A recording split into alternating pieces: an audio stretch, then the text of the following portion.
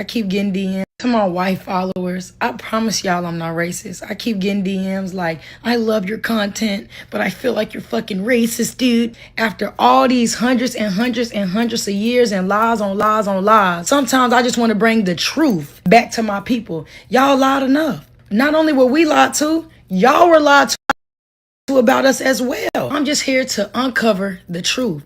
And sometimes the truth is ugly. Sometimes the truth hurts. I promise y'all I'm not prejudiced against white people. I'm not interested in being your favorite black. I don't really like black people, but her, she's a good one. Fuck y'all for that, straight up. And I just left church. I ain't even supposed to say that, but fuck y'all. Y'all know I love history. Over and over and over again, I seen y'all be prejudiced towards my people, and I can't find a fucking reason. And that's what frustrates me. It's not that I don't like white people. It's the fact that when I look up, it's always a white people. I wonder how the fuck would white people be if the tables would turn? How would y'all be if y'all the one that had to overcome slavery and prejudice for hundreds and hundreds of years? I wonder how y'all would feel if y'all couldn't trace back where the fuck y'all came from. We don't even know where we came from because guess what? Somebody that looked just like y'all hid that. Somebody that looked just like y'all enslaved the people that look just like me. People that look just like y'all hung people that look just like me. People that look just like y'all burned a fucking church with little black girls in it that looked just like me when I was a little fucking black girl. How can you blame me for seeing an enemy that looks like the enemy? And no matter what, and no matter how bad y'all talk about us, tell me one thing we do to y'all except overcome the situations and the systems y'all put us. Hey, Boo Bears. Let me say this. My husband and I are going to continue to advocate. I know so many people are like, oh my God, you need to stay off social media. You need to give it a break. Well, just know I'm not on social media all day. I'm not. I've been heavy in my Kindle. And then, of course, too, I have other children that I take care of. But occasionally I do pop on. Most of the time I just post, come off. But trust and believe that I'm doing the things I need to do to take care of my mental. And sometimes posting does feel nice because I get to check in with my different Boo Bears and see how everyone is doing. But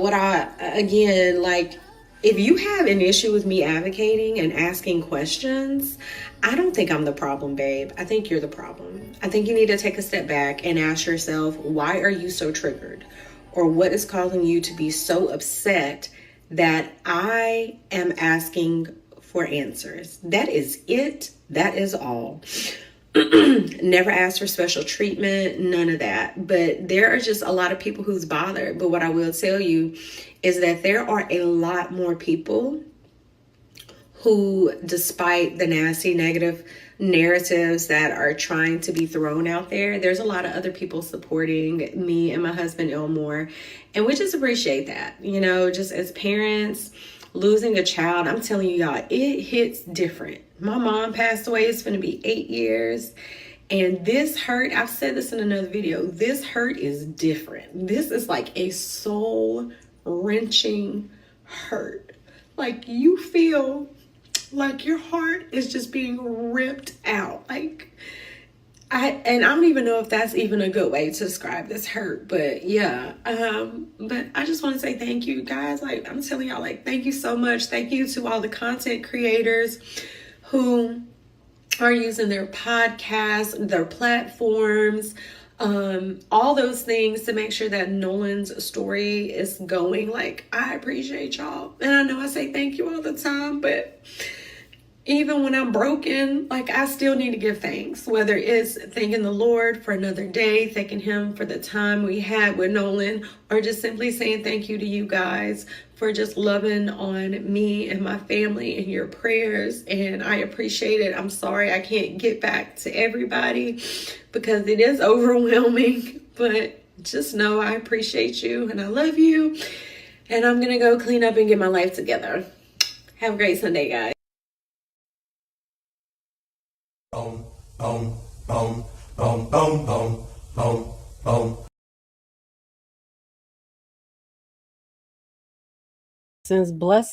Blessings, and good evening, everyone. Welcome to Grace Live with her deep dives. I'm trying to figure a name for my episodes, but definitely we do deep dives here. And I want to say thank you for being here with me.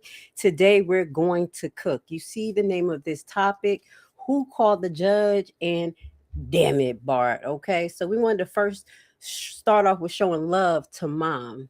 Okay, Miss Christine, to remind everyone, the audience, the naysayers, some of the people we're going to show today, the why behind it. Not only did she throw the hat up for the Black community to get involved, but we see the pain that she's going through from the day she lost her son until now, from the ridicule to them coming after her job and so much more. So today, what I'm going to be doing is cooking on the Nolan Wells case, and we're going to be doing it from an investigative perspective. My name is Grace Levi. I am not a Democrat or Republican. I am a separatist, and I separate from the BS. Okay, so if you know anything about my channel, you'll see a little bit about me doing investigations, bringing, cases, reading them, exposing public officials and things like that. So today what we're going to be doing is revisiting the timeline, constructing a timeline of what happened between 9 a.m. and 4:30 p.m. This is where we're going to focus in on. If you haven't seen our last 3 deep dives, please take your time to go look at them, because the last deep dive has this information in it, but we got a little bit more. What we're going to be visiting again, because the reason why we're going to be revisiting this, I'm giving you the because before I tell you, but we're going to be revisiting the Tatum interview. The reason why I think that Officer Tatum interview is very important is because that is basically the only eyewitness statements that we're getting.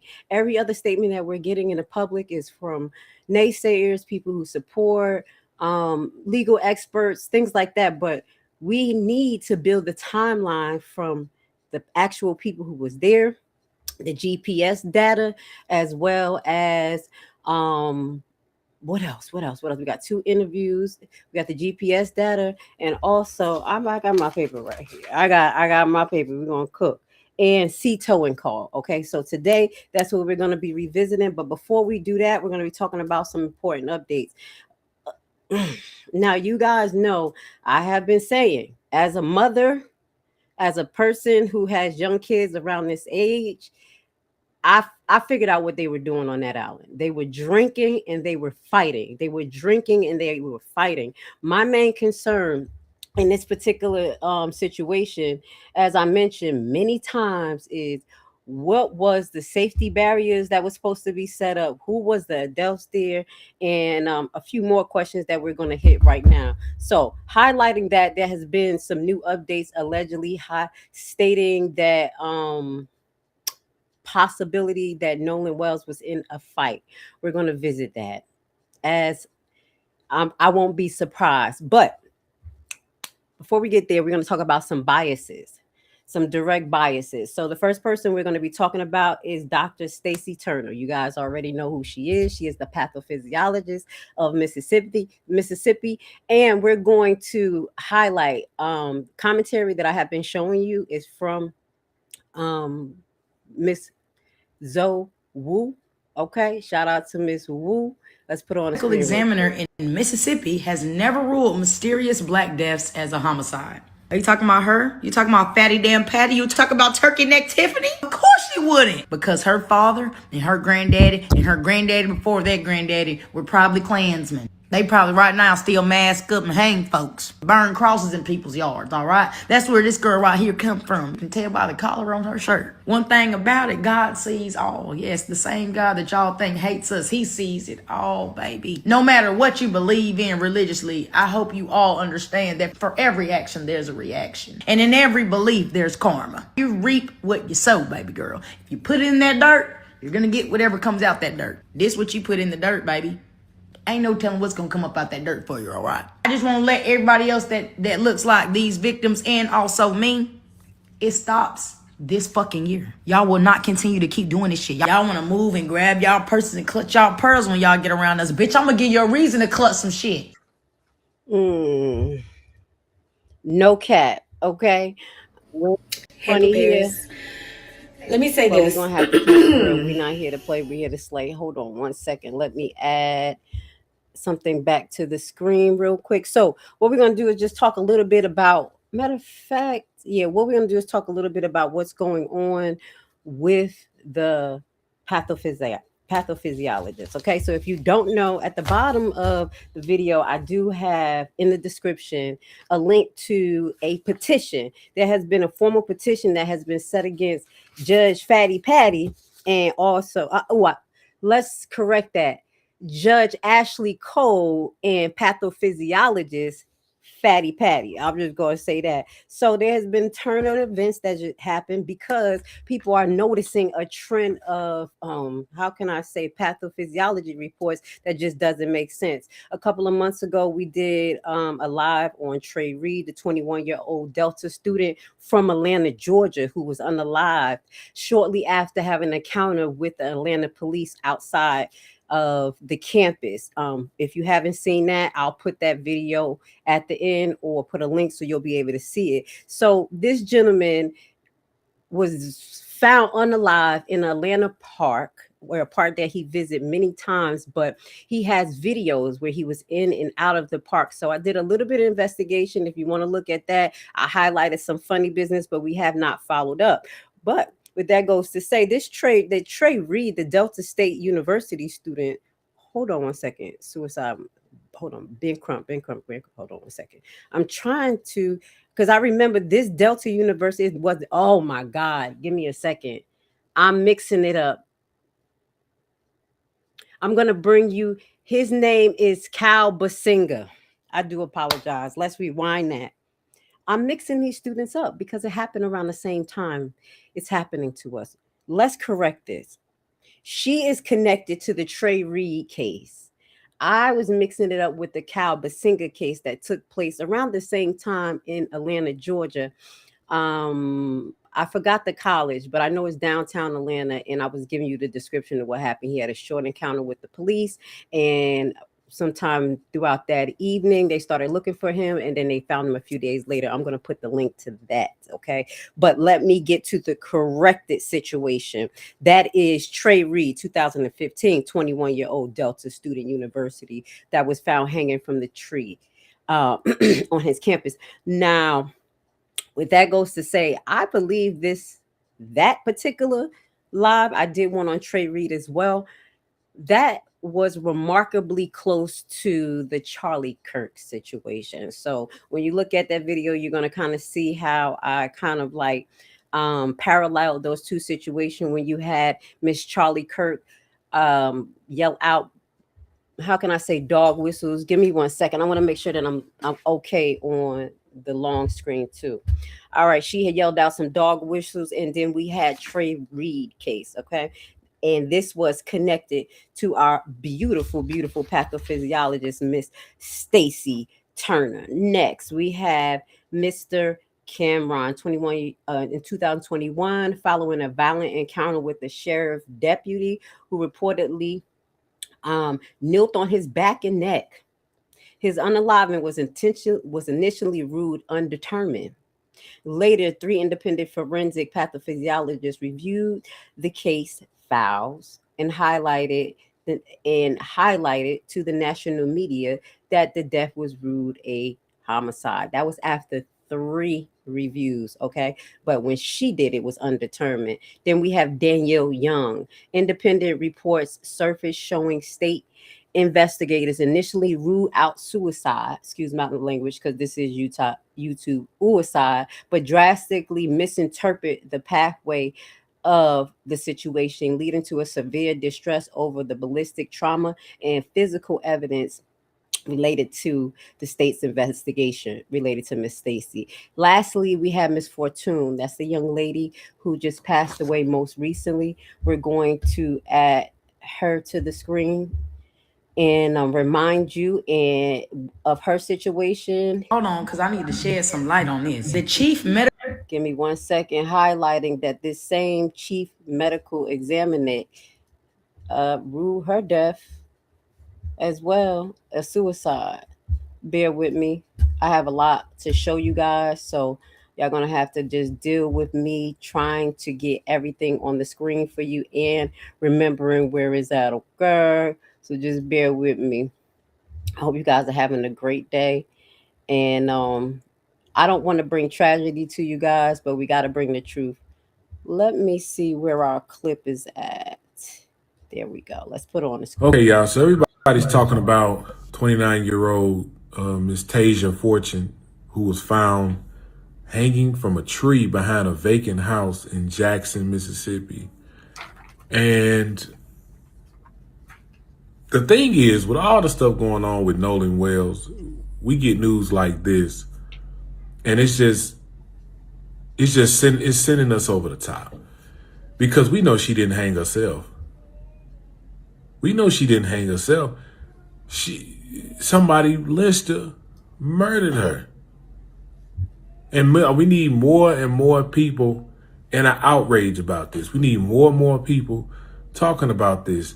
For some reason, there's been a major surge, a major uptick in racism, bigotry. I don't know. The heat didn't turned up. And now it's just getting more and more out of hand. People getting more and more bold. And this is it's just amazing to me that this stuff is still happening in 2026. So my white followers, let me know what's going on. You know what I'm saying? Let us know what's going on in the white community. Why is there so much white rage, and why is it seems to be focused towards us, the black community, who's actually not doing anything to you, and your white rage should be pointed at Trump and all of the BS. We're going to talk about it in Grace in the Mornings. But with that goes to say, now, the petition for the pathophysiologist is securing a legislative sponsor will help this petition after the petition is fulfilled. Advocates must partner with the state representative or senator to get this petition moving, guys. So if you guys don't know what happens after the petition, because it's not just the petition, baby. Oh, no, we moving forward, okay? So if they don't get a state representative or a senator, they also can use a larger organization like the NAACP. In this particular situation, we already have Mr. Brent Crump. So this should be a process that should be able to be forward. Again, we're talking about getting the pathophysiologist fired. Y'all know I love to get people who are dishonorable, not doing their job, and a detriment to the community fired. Okay, I got my own little investigation going on. I'll keep you guys up to date. I'm on my last hurrah with that, if y'all know what I'm talking about. Moving forward, the community is asking for mandated independent oversight. Okay, legally, the bill will need to be amended to the existing Mississippi code regarding coroner's medical exam. So basically looking to get the current rules and regulations for the coroner medical exam in Mississippi. How can I say, when you add an amendment to it, adjust it, all right? It will aim to mandate that when a family dispute a local ruling, an independent out-of-state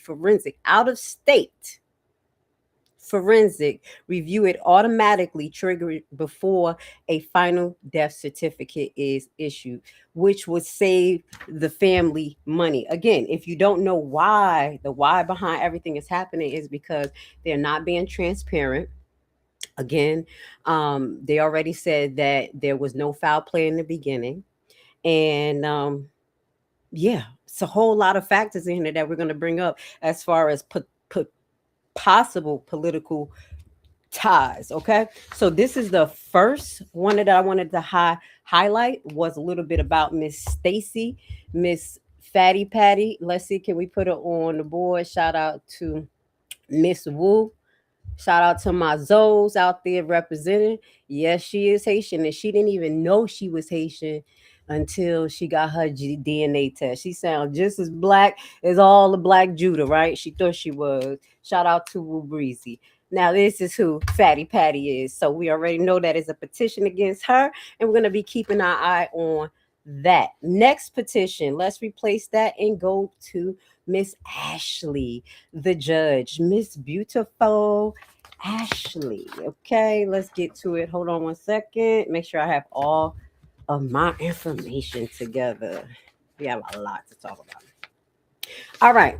So it has been a petition issued on the behalf of Miss Judge Ashley. We're going to talk about her a little bit more today because we're going to review her son's interview, because again, I think that is the most important focal point that we have to dissect, because he's the only witness that's really talking next to the mixed kid. We're going to watch a little bit of that. Now, I got key points where we're just going to kind of run through it. I want you to listen to what's going on so you can kind of see, listen to some context clues that we may have missed. But when it comes to the petition for Miss Judge Ashley, it is looking to get Miss Judge Ashley actually removed. Okay, give me 1 second. Let me make sure I got my paper. Okay. So the first step in this, okay, and I'm not foreign to that, is filing the ethical report. I will be doing that this week. Yes, God be the glory, I have to. But yes, it's not a hard process. After the petition is filled, the next step to that is filing a formal ethical complaint. Okay, so the legal team must submit a formal ethical complaint detailing how Miss Judge Ashley Cole, I put her name together, I do apologize, public social media statement violate the Mississippi Code of Judge Conduct, highlighting that they will argue possibly that she breached Canon 2. Okay, go look that up, which forbids a judge from using prejudice of their office to advocate for private interest for another in a case. Okay, so the commission power. This is for those who don't know what's the steps and what they can do. Okay. So if the commission finds merit in the complaint after investigation, we will hope it's an outside entity, they have the legal authority to remand. The Mississippi Supreme Court issued a public recommendation for her, a fine, a suspension, or remove her from her bench entirely. So that's what the Black community is looking for, because Miss Judge Ashley Cole should have never came out and made the statement that she made definitively. But we're going to listen to Warren's interview, because he says something that actually incriminates her and makes her some type of witness in the day's event between 11 a.m. and 3 p.m. as I've been highlighting, 3 p.m. Okay, guys, we're going to get to it. So again, they're asking for her to be removed or step aside. Step aside, Bucky. Now, where are we going to start at?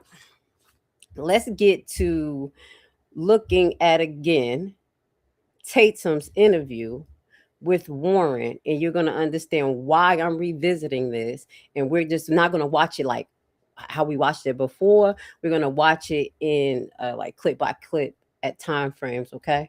Cause I got some key points that I want to highlight for you guys, or you guys to listen to. All right. So bear with me. We're going to start with this. Some of the boys that they're accusing wasn't even on the boat that Nolan was on. If I'm sitting waist deep in water and all my friends are, everybody's leaving their phone on a boat. I open the back hatch and there's water up to the batteries.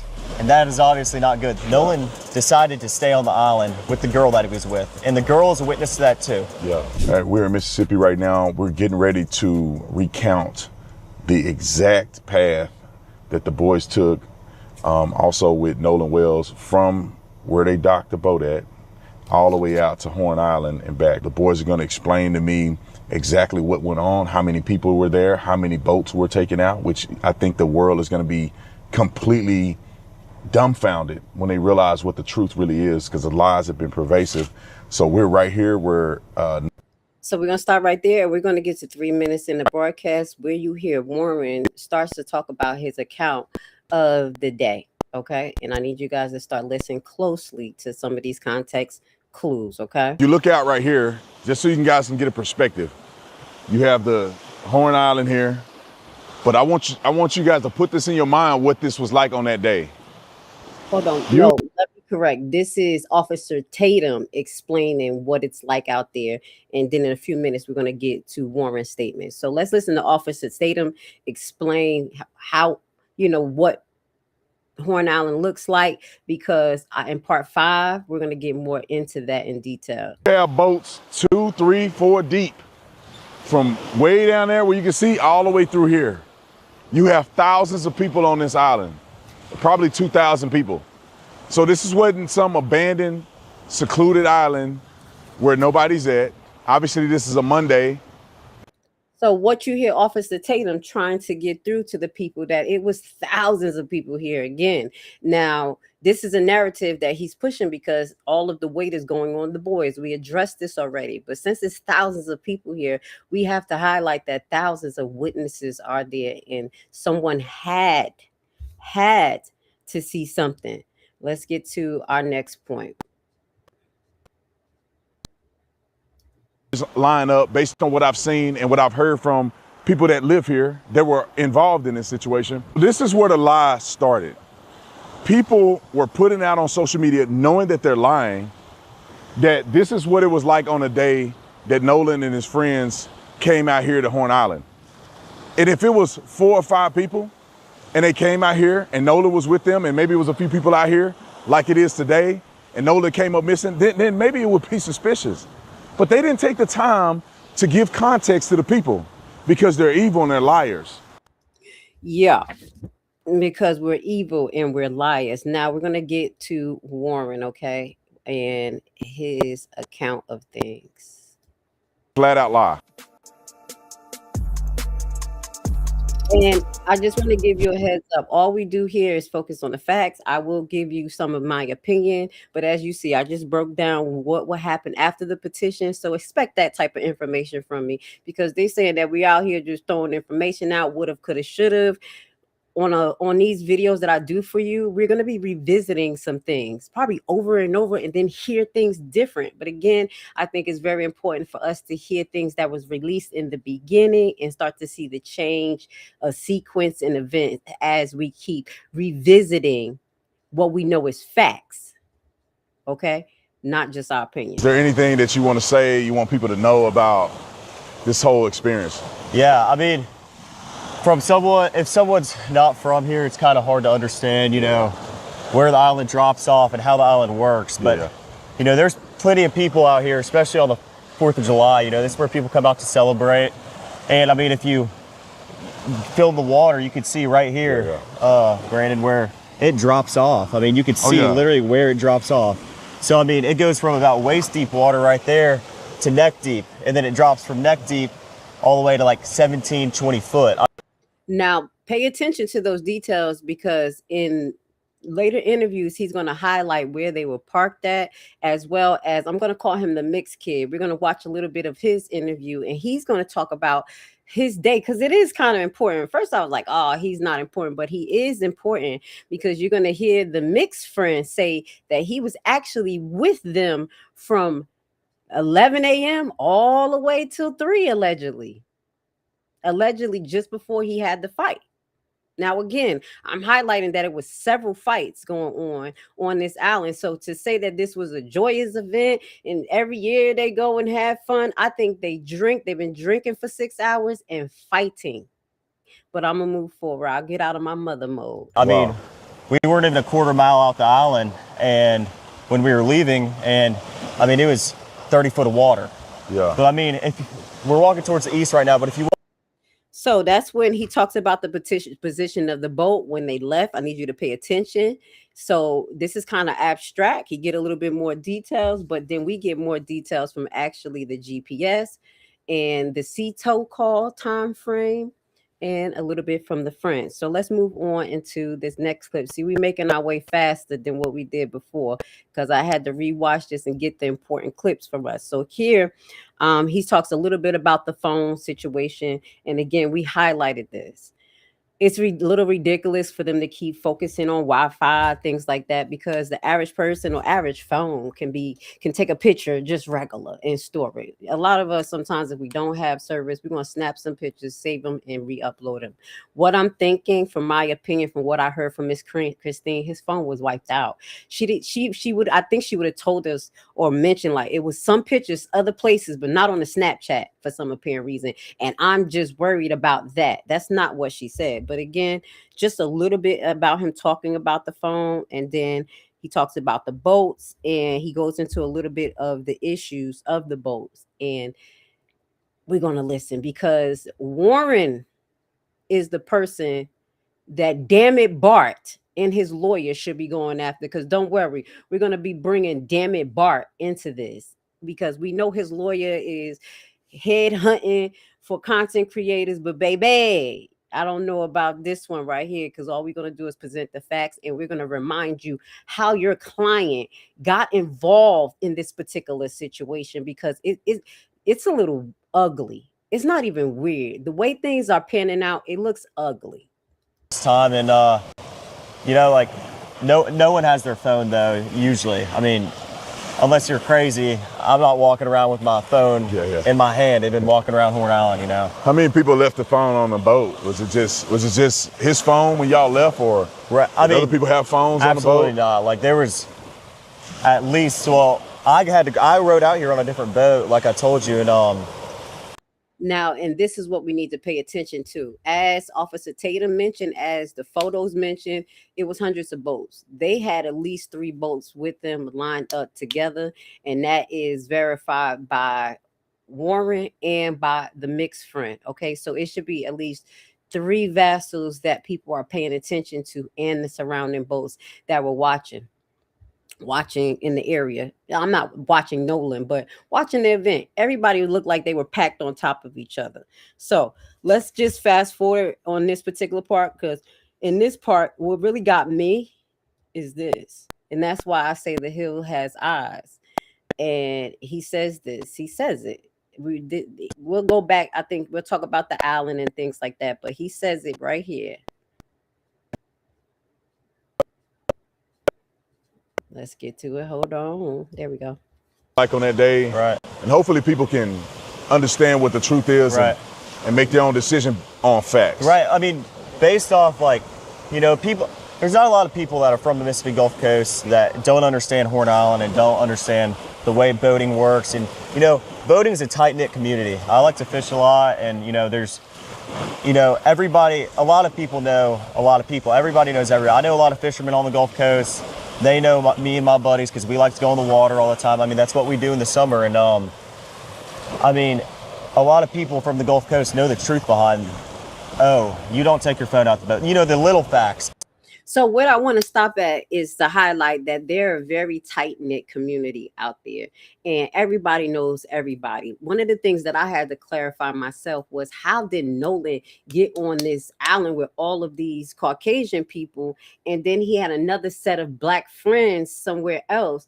But Javon was actually on the island as well. So this is something that we're going to visit in later lives as well, because I have seen a most recent clip of Javon looking very nervous, and he don't want to talk to the social media, which is understandable. But with that goes to say, under my synopsis, there was the relationship between Warren and I believe Nolan. It starts in the school district, and I think the appendage is actually mom working in healthcare. Now let's get this together. His father, Warren's father, a doctor, does not work at the same hospital that Miss Christine works at. So we have to clarify that, because there has been some mistake about that, but they do not work together. Okay, so let's just keep this on one accord. Now, when it comes to them having a connection in school, you're going to hear them talk about their loose connection. That's why I believe that Miss Christine don't really know them, because they have a loose connection in school. as you're going to hear them talk about. Now, when it comes to individual relationship, Nolan mother. Okay, so that's three teenagers. I have made some notes so I can make sure that I can stay on task. So let's highlight this too. Warren has double protection. Allegedly, a new statement has come out from his mother. That was another thing where I was mixed up. I thought that Judge Ashley was actually his mother, because I was like, who would actually risk their job, risk their life for their kid, like just to come out and say something? Even with my son, if he or my daughter was involved, I wouldn't come out and make a statement, especially if I was a legal expert or a judge. So I thought that Miss Ashley was the mother, but she's not. So just know, Miss Christine. Whoa, okay, so we'll be talking about his mother that just made a statement most recently. I think I have it. Hold on. Let me see if I can find it real quick. I think I have a statement or something. And this is alleged because sometimes these things come up and we don't have them totally verified yet. No, give me 1 second. I think I put that to the side because I wanted to verify if that was Warren's real mother. So we're going to revisit that particular statement. Okay, as far as the second mother coming out, but that person allegedly is supposed to be a judge, just to give you guys a heads up. So we did clarify that Warren father and Miss Christine doesn't work at the same hospital, but because they're rival hospitals and things like that, that could have been the reason why she was allegedly reported falsely after her son was unalive. Not only come for her son's life and take it, they're trying to come for her livelihood. But this is things that we suffer all the time in the Black community, that our counterparts don't want to hear. Okay. The issue with Miss Ashley, again, is her influence and the connections. There has been a video that was released that I'm going to put on the screen that, let's see, is brought to you by Taylor House Publishing. Now, I saw this clip on TikTok and Instagram, but I didn't totally want to play it because it'd be sometimes you just can't verify. Okay, so I'm going to share this knowing that my brother shared it and that he, provides pretty accurate information, but I will hope right here that this was recorded, was verified. But this is some of the questions that we have when it comes to Miss Ashley, her part in this particular situation. And then you're going to hear in the next interview that we show you, maybe the next one or one after that, where you hear Warren actually says that he called his mother while he was on Horn Island, between the time his brother had a fight. The brother fighting, the mixed kid fighting, somebody's yelling for the phone, just crazy stuff. But let's just watch this. Shout out to Taylor House Publishing. I do apologize. And we're going to listen to this. To the fifth. Just listen to this, and I'll be back with some more commentary. Yeah, 4 93 0803.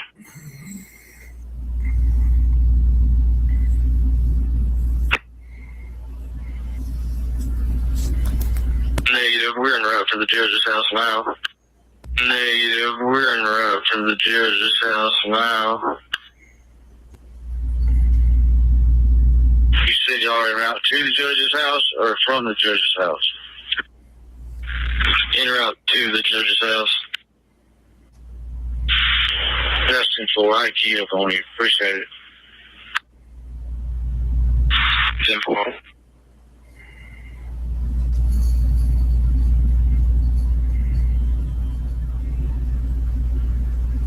5123 in the area. Mississippi 28, John, Mary 809.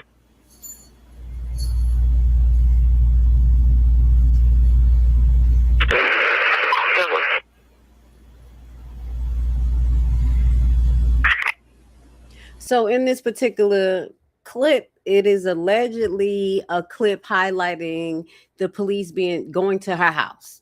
They're on a dispatch call saying they're going to her house. Allegedly, it highlights the date of July the 4th, 2026 at 11:26 p.m.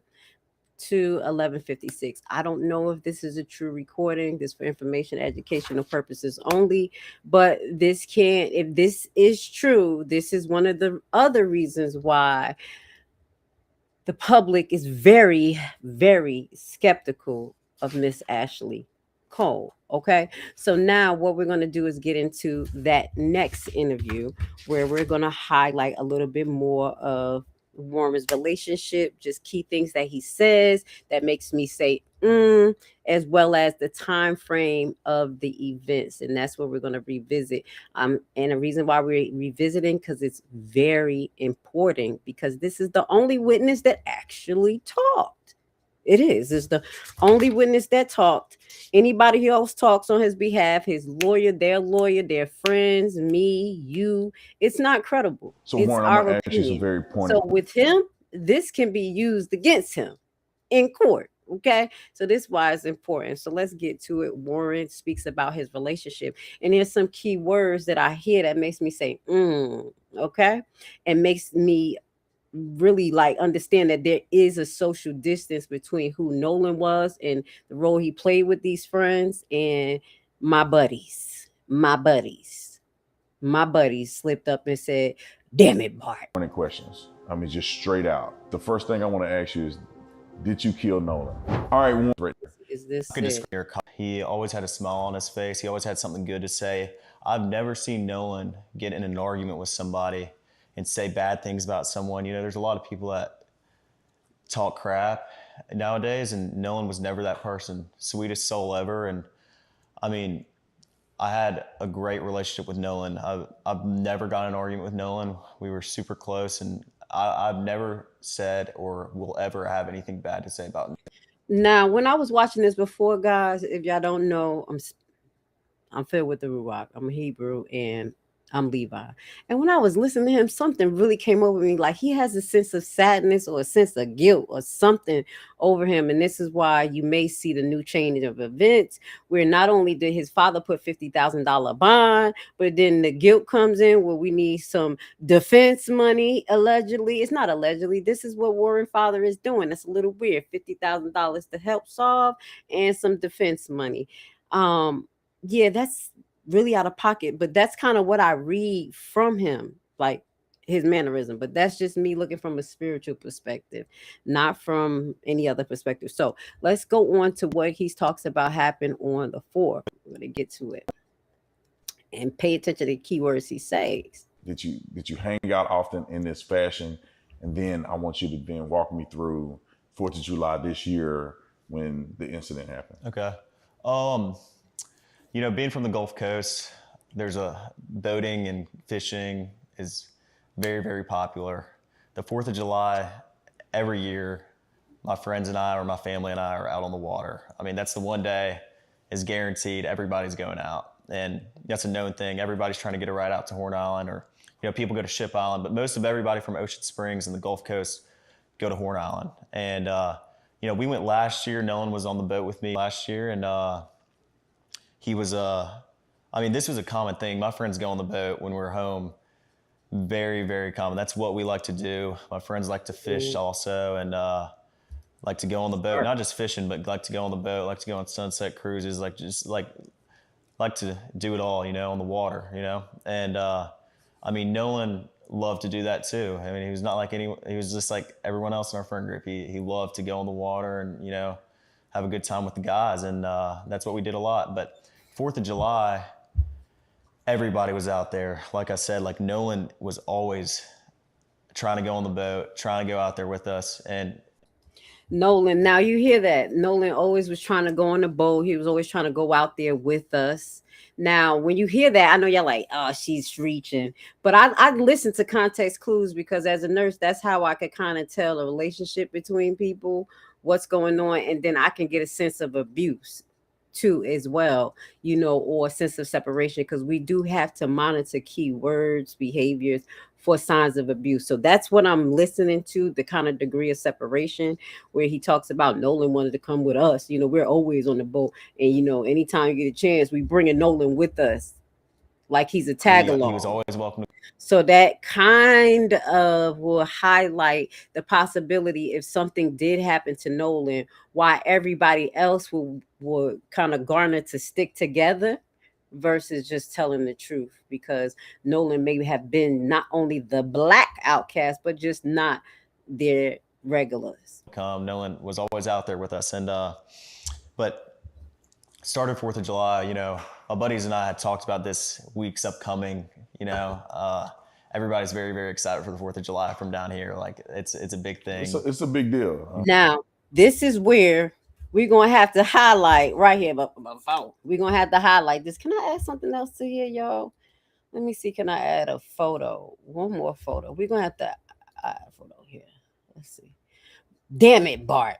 Damit Bart and your lawyer. This is where you come up at. Very, very big deal. And I mean, I actually stayed with Nolan that night at my buddy's house, and I woke up at my buddy's house, and we went to McDonald's, got food. Nolan was not with me. I'm not sure if his buddy is Bart and him and Nolan spent the night there, but just listen to how this unwinds. And I went and got breakfast. I had my buddy's boat hooked up to my truck, and well, first I ran to my house, then I went to McDonald's and came back, and the boat was already hooked up to my truck. My buddy Wyatt and I went, and with my buddy, and we went.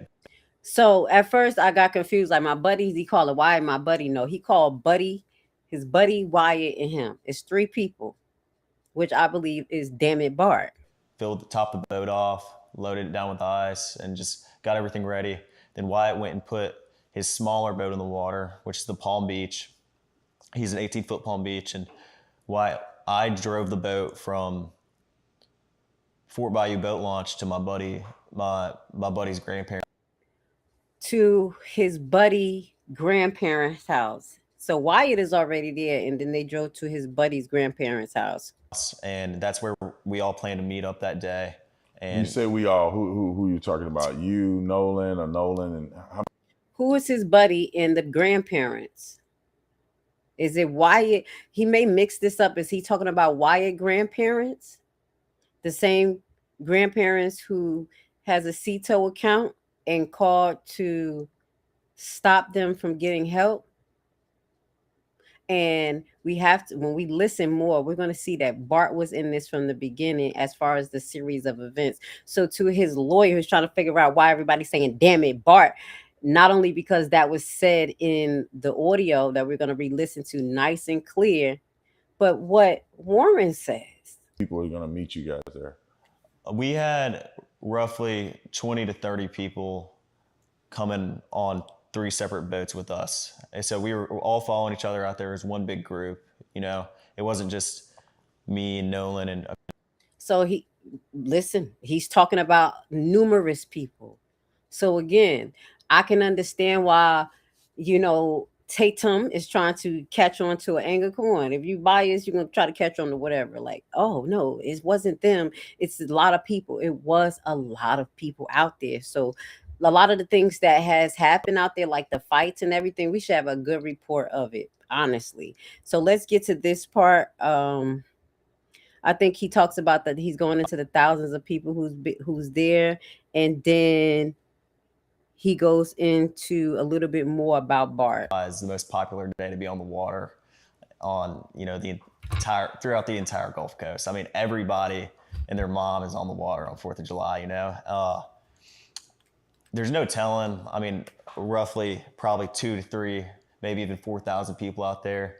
There were boats lined up off the island. I mean, there was 3 rows of boats all the way until my vision ended, until I could see of people from, I mean, there was 1 row of boats, and then there was another row of boats, and then there was a 3rd row of boats. Yeah. I mean, there was people lined up all up and down the island. You hear all of these people lined up, boats behind boats behind boats. So if they got there early, they should be there. You're going to hear where they're parked at, because the mixed friend says where they're parked at. So that says to me that there should be numerous people who've seen the incident where I believe it was Wyatt that was yelling at Nolan, get on a damn boat, and we're going to dissect that because Warren, again, should have not made this interview. I want them to make interviews, but I just say, like, from a legal perspective, everybody else better shut up because he literally messed up. I'm just being honest. So let's just get to a little bit more. I mean, who knows? I mean, and that wasn't just, we were parked on the north side, on the west tip.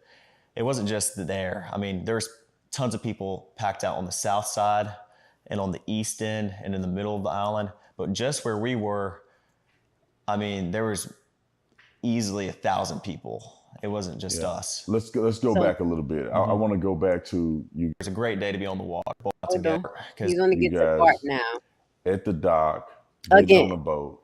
You're saying there's multiple people, probably 20 or 30 people getting on 3 boats. Right. What boat were you on, and what boat was Nolan on? Nolan was on Wyatt's 22 Triton. On the way out, I went with my buddy Bart because we had a lot of friends from college coming down, and I called Bart that morning. I was like, "Hey man, can you take your boat out?" And he was like, "Yeah, well, my dad's decided not to go, and I'll take the boat and I'll take you and your friends." Of course, I mean, he's a buddy of mine, and. So out of the group of people, it sounded like Bart was supposed to be the responsible one here. We're going to talk about some of the laws. Well, I don't think I got all the information about the law of the sea, but we'll get to it. But as we know, there's supposed to be a responsible adult that is heading these boats, each boat, as you're going to hear when we get to the mixed kid. The reason why he didn't ride with them allegedly because his uncle begged him to ride with him because he needed somebody to man the boat with him because they had a lot of people. So in this particular clip, you hear Warren says that Bart was basically kind of like the designated adult to get you these people back and forth. And there was at least 10 to 15 people on Bart's boat. And so when Bart was doing all of this stuff, when we talk about like towing them and stuff, where's the 10 to 15 people that he originally had on his boat? These are the questions that we have to ask. If I'm asking good questions and I'm making you think, please hit the like button and turn your notifications on, guys. Okay? Thank you. So Bart pulled up at the dock, and I mean, I rode out there with Bart and a lot of the girls that go to college with my friends and I, and Nolan rode out on the Triton, and then we had a Palm Beach, 18 Palm Beach. There was 4 guys on that. There was like 8 people on the Triton, and then there was 8 or 9 people on the Triton, and then there was the rest of the group, which was ranged from maybe 10 to 15 or 16 people. We at least had 35 witnesses right here. At least. My buddy's tide line, which is 24 tide line. And so you guys get on, and I know a little bit more than I. All right, so now we're going to get into where they talk about they get to Horn Island, I believe, at 10 a.m. because that's where we got to establish a timeline, a real timeline, okay? Yeah, based on what we got out here. The only things that could be cross-referenced between different facts, that is GPS data, what this guy's saying, Katie's statement, and the mixed kid statement, because he gives a time. Yeah. Sure, everybody, gets out there safe. And so, I mean, on the way out there, it was pretty calm. I think it was blowing like 3 or 4. There was a grout. It wasn't like in the people. But 10:30 is, it's still pretty early in the day. And when we got there was already 3 rows of boats lined up all the way, like I said, until I could. So again, let's listen to this timeline. He's saying 10:30, they got there. Okay. And you're going to hear from the mixed kid where he says that no called him around 10 something to say, where you at on the island? See, and you're talking, when you say all you can see, you're speaking about miles. Yeah. Of boat. When we went out there earlier, or not earlier today, but when we went out there, the island is massive. Correct. I mean, we're going to get to the size of the island, geographical things in part 5. Okay. Just bear with me. My brain power can do but so much. putting this together, but I want certain things to be highlighted so we can stay focused, especially on what we brought to you at the beginning, the judge's petition, and how the steps that will be taken afterwards could get her disbarred or she needs to step down, as well as the pathophysiology history, get her up out of there. Those are the two most important parts that we brought up. But let's cook a little bit more so we can unveil the truth behind what happened. Several miles long. Roughly. So let's get to he's going to talk a little bit more about the boat position here, and we're going to visit this boat thing, like I said, in part 5. Let's listen to this. Good. And everyone just got on the water. And then eventually, next thing, but when we got there, we tied up, got, bow and rear anchor set, and listen, we now tied up all the. This is going to go into a little bit, and I have the report here, but we may not be able to cook on it. This is going to go into the Cajun Navy. The reason why I don't call it U.S. Cajun Navy, because they're not a government entity, and I refuse to deal with the confusion.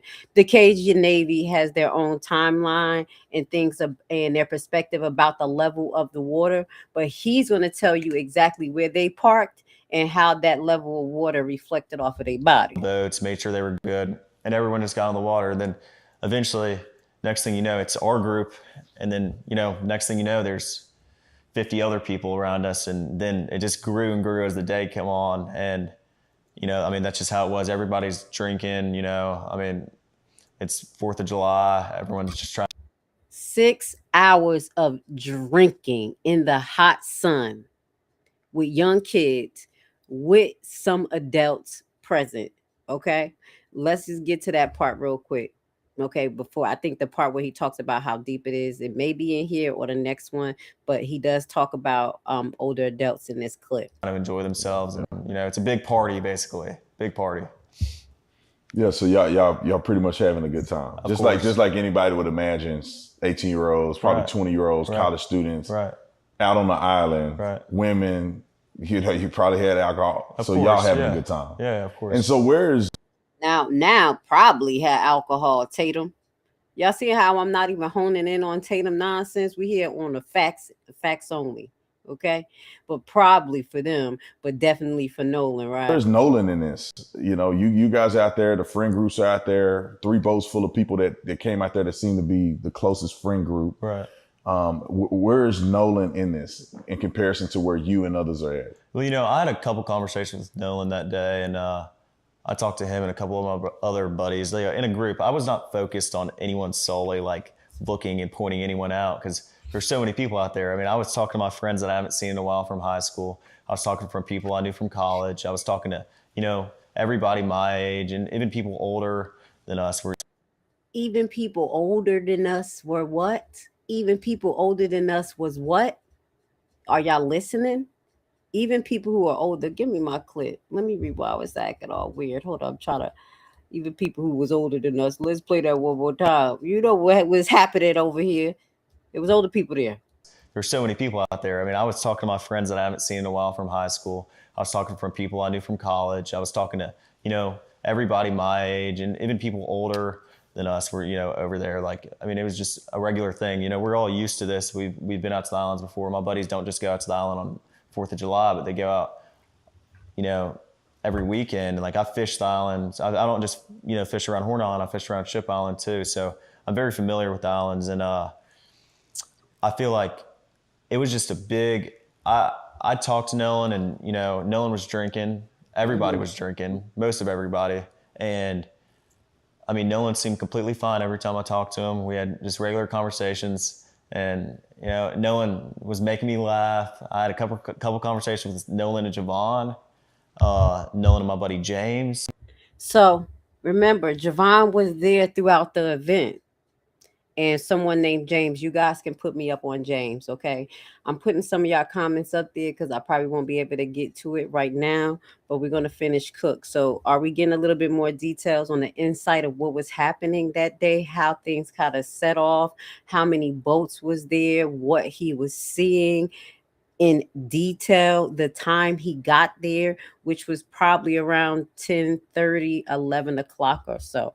Now we're going to move on into the next interview. And this is the interview, not a petition, but his second interview. And then we'll get into his friend interview. Okay. Thank you for being here. Let me know if the comments on the screen is a distraction, because we will take it off, because we need to make sure that we cook here. Okay. I need you guys to be focused. So I want y'all to be interactive, but then I want y'all to pay attention to this content. All right. So we'll put that up there in a second. I'm like a teacher. Okay. I just need us to be focused. Give me 1 second. We're going to be putting on the next one where we're going to cook on the next interview. Okay. All right, so I want to be clear with this one thing, because I know you mentioned before. Is there any chance or any knowledge that you have that anybody deleted stuff from his phone? I mean, Nolan was like a brother to me. Nolan. So in this particular episode, if y'all have not seen it, some key things we're going to highlight is when Warren noticed the boat was sinking. What did he do? What time was it? We have to highlight it because we're going to cross-reference it to the CETO call, because according to my knowledge, the CETO call, I thought it was at 4 o'clock on the dot, but approximately it was 3:48. 3:48. Okay, just before we get to that, according to my finding, the distress call made from the boat in the Nolan Wells case was placed July 4th, approximately around 4 p.m. local time. Officials released track logs and records listing exact time of the call to the Marine Towing Service, CETO, at 3:48. In the audio, a teenager on the vessel reports that their bow pump fell and the boat is sinking, stating that everybody on board. However, the timeline remains heavily disputed, and that's what we're going to be talking about right now, is the timeline discrepancies.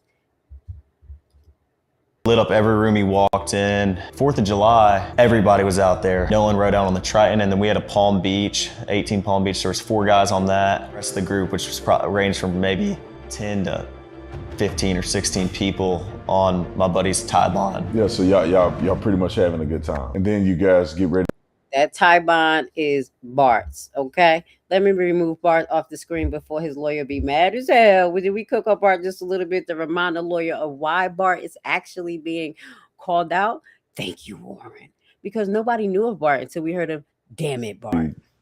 To leave prematurely. Right. And like, what? Explain that, because you guys got there around 10. Yeah. It's now 4:30. Right. Now, wait. Let me cook for a minute. This is further proof that all they did out there was fight. Because after he explains about his brother fight, that's what prompted them to want to leave. And then we watch the mixed kid interview. That's what prompted the mixed kid to leave. And the mixed kid actually leaves before this fight.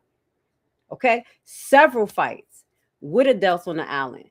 You guys, I'm going to get to some of you comments. We're going to get to your comments. I need y'all guys to let me know, was the coach actually there?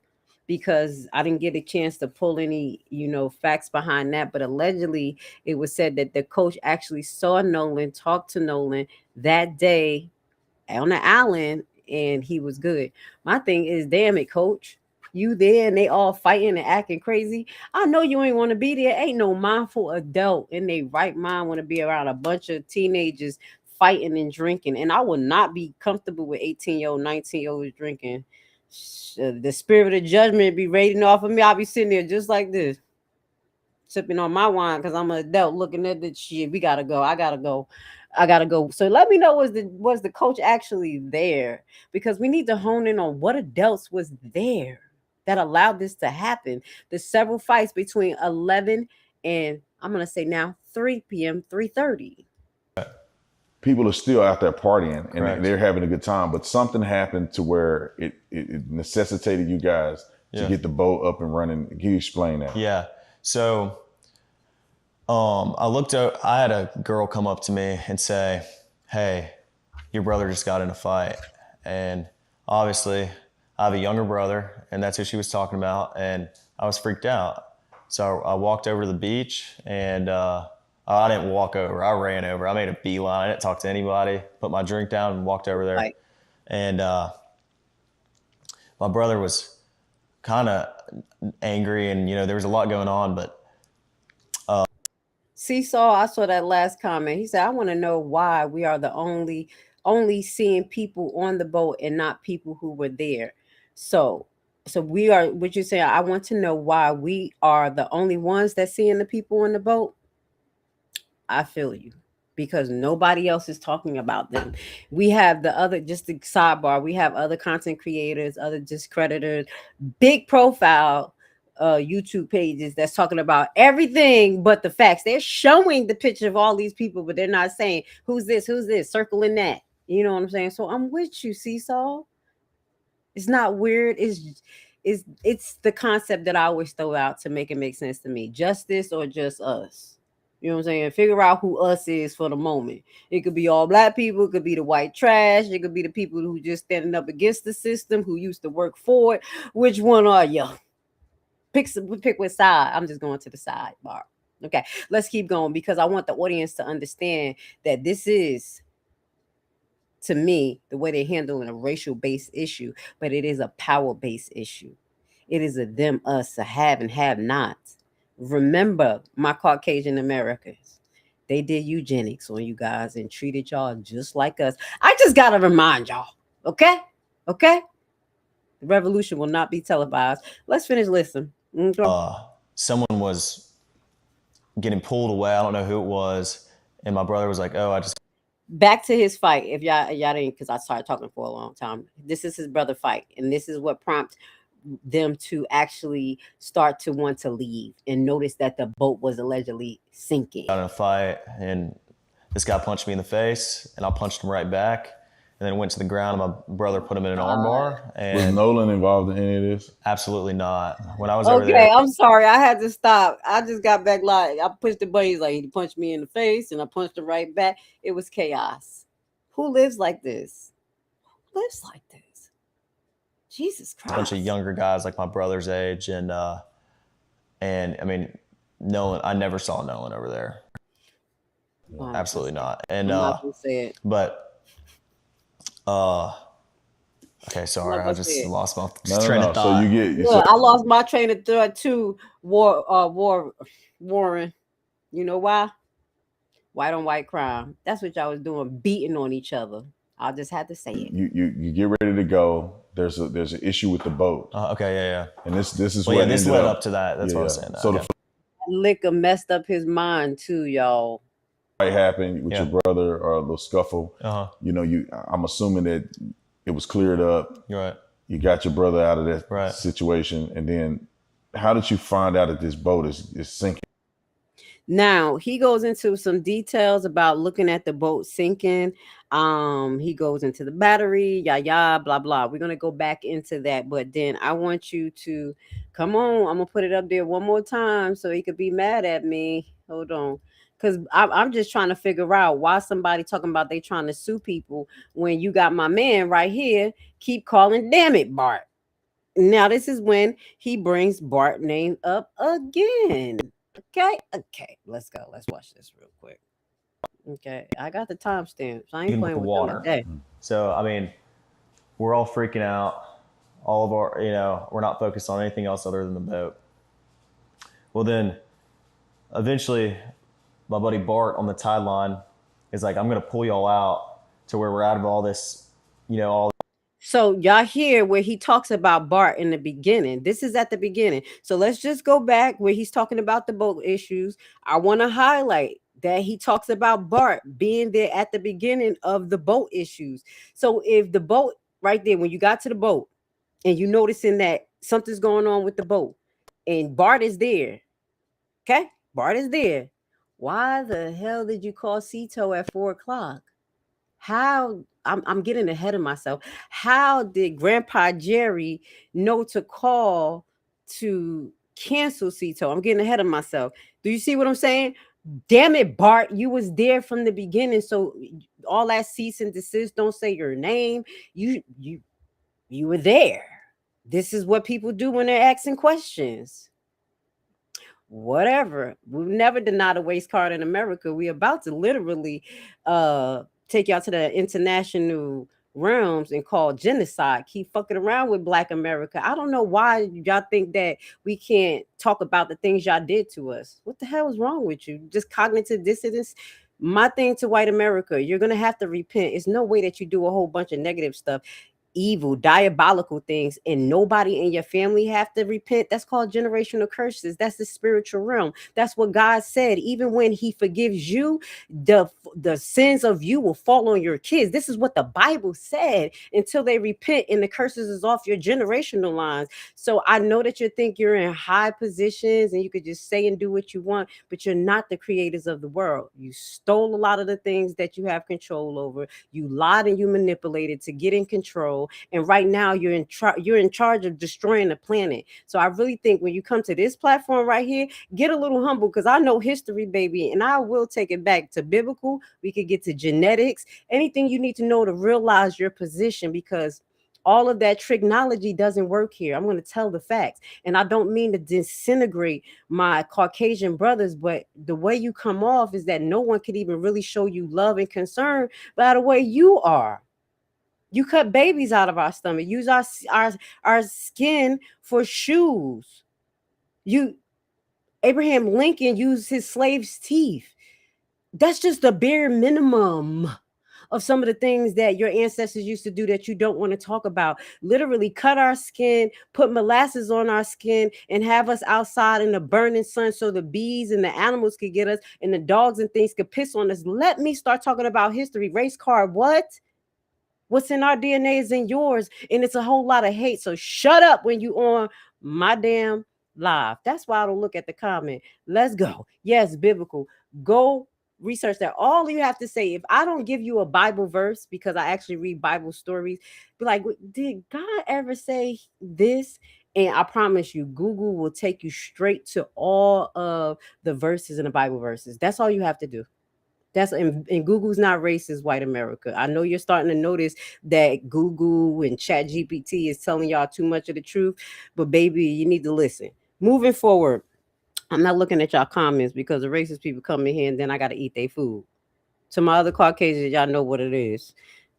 Y'all supposed to be from the bloodline of Shem if you actually know the Bible, but you chose to go on Mount Horus, some of your bloodline, and mix with the Horites and rebuke yourself from the covenant. Biblical. Okay, let's move forward. Back to Mr. Warren lying. Yeah, I'm going to have to do that. If you guys don't know, I'm not only not a Democrat or Republican, I'm a separatist, but I am a Hebrew from the tribe of Levi that knows spiritual war and everything. So we could talk about it. I'm correct. The reason was because there were so many people getting on and off the boat, and at some point the boat was very, very crowded, and there was just a lot of people on.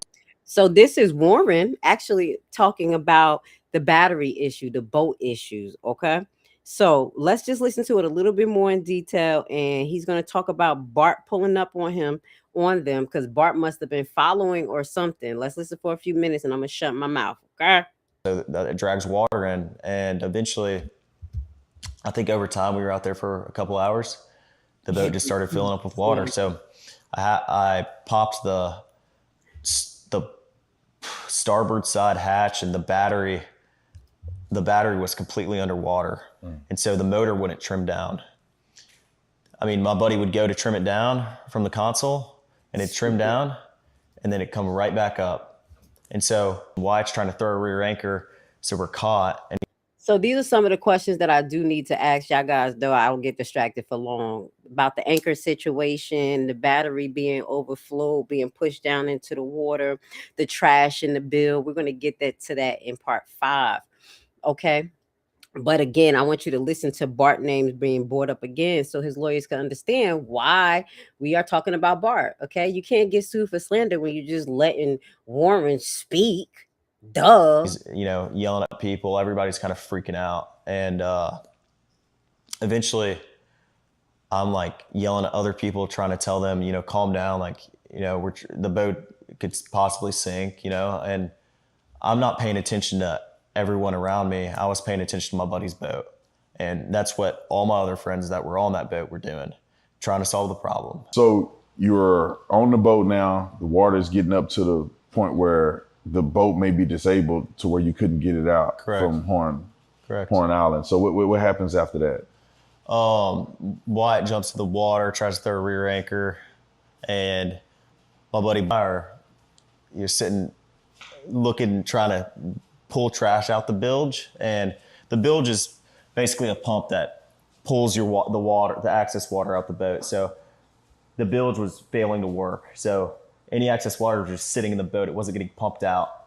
And I looked over the gunnel. And I'm going to let him get to the Bart part, and I think I have some information from a boating expert. Let's watch this. I'm going to let this play, and then I'm going to find I looked at the release hole for the bilge, and it was even with the water.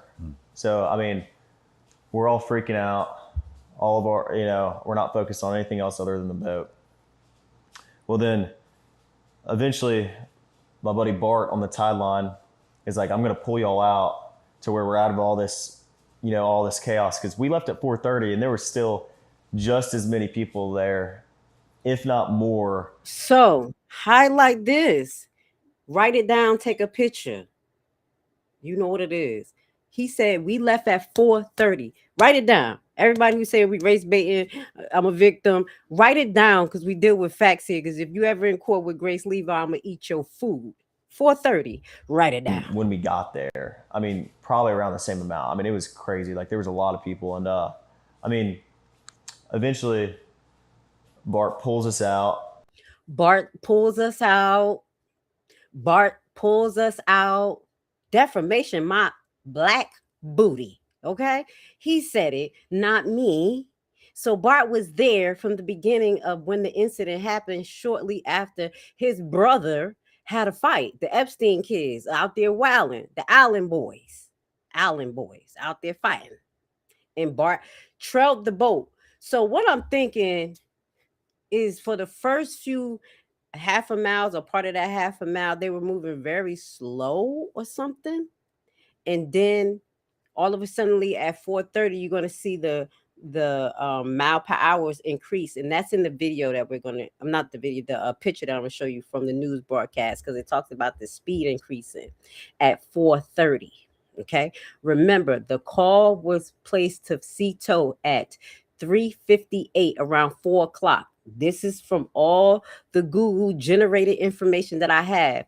No lie, no cap. How did he leave at 4:30? Defamation, my butt. Just lies, and more lies. And he should not have came out and told this story. I wish I was cross-examining him. I wish I was the prosecutor. We can tear him alive. We left at 4:30, but we really weren't pulled out away from everybody. We were probably about a quarter mile out. And so you left at 4:30. You didn't pull out from people that much, and you was about a quarter mile out. So the only way that this can make sense on another way is that they were standing there, the boat was sinking in that little bit of feet of water, and they called Cito there, and Grandpa was like, you don't need it, y'all good, Bart right there. And Bart started towing them from the dock slowly and letting the water out. I can't make it make sense, but I'm trying to, so it won't be no defamation here. I'm trying to see it every which way. It's just not making any sense. We had the towing strap pulled from, Bart's port side cleat or starboard side cleat. So we'll get Bart off of here real quick. And now what we're going to do is just replace it with Miss Ashley Cole, because there was a alleged call placed out to Miss Ashley from her stepson. Let's listen. We can just put him on the string because he talked too much. Okay. I think he says this coming up. And he was on our starboard side bow. And so it was rubbing on his power pole. So Bart, it's all this boat talk is driving me crazy. It's not great. You got maybe one bar. It won't work that well. But once you get a little off the island, you have cell coverage. And even on the island, like I called my mom when we were on the island, I called my mom. Is anybody listening when he said I called my mom? Which mom did he call? This mom or the other judge mom? When did you call my mom? Is this the reason why Miss Judge Ashley was able to make such a definitive statement about when the boys left because he called his mom? Could that have been around a time that something was going on between 3:30 and 4 o'clock? Where allegedly you're going to hear him talk about it because he's going to get to it, where Miss Katie says it was around 3 o'clock. 3:30 last time they saw him. And then we're going to get to the mixed kid where he says the last time he saw Nolan was 3 o'clock. So that's why I say the timeline where something happened to Nolan was between 3 o'clock and 4 o'clock. God willing. And it may have been a fight. It may have been a fight. But let's just finish listening to a little bit more, and we're going to keep cooking on this case with facts. It's just facts here, okay? I'm just saying. It's hard to get defamation on Grace Levi because I ain't here to play, I'm here to slay, okay? I've been examined every which way, up and down, defamated, talked about. I had to know how to defend myself without putting myself in a bad situation. Y'all got the right one, baby. Let's go. Call me Little Haiti. It was fine. Like we had enough cell coverage to make a phone call or shoot a text over, but you don't have. You can shoot a text over. You can make a phone call. Yeah, he called Mama Ashley Cole. She's in part of this investigation. She's in part of the investigation.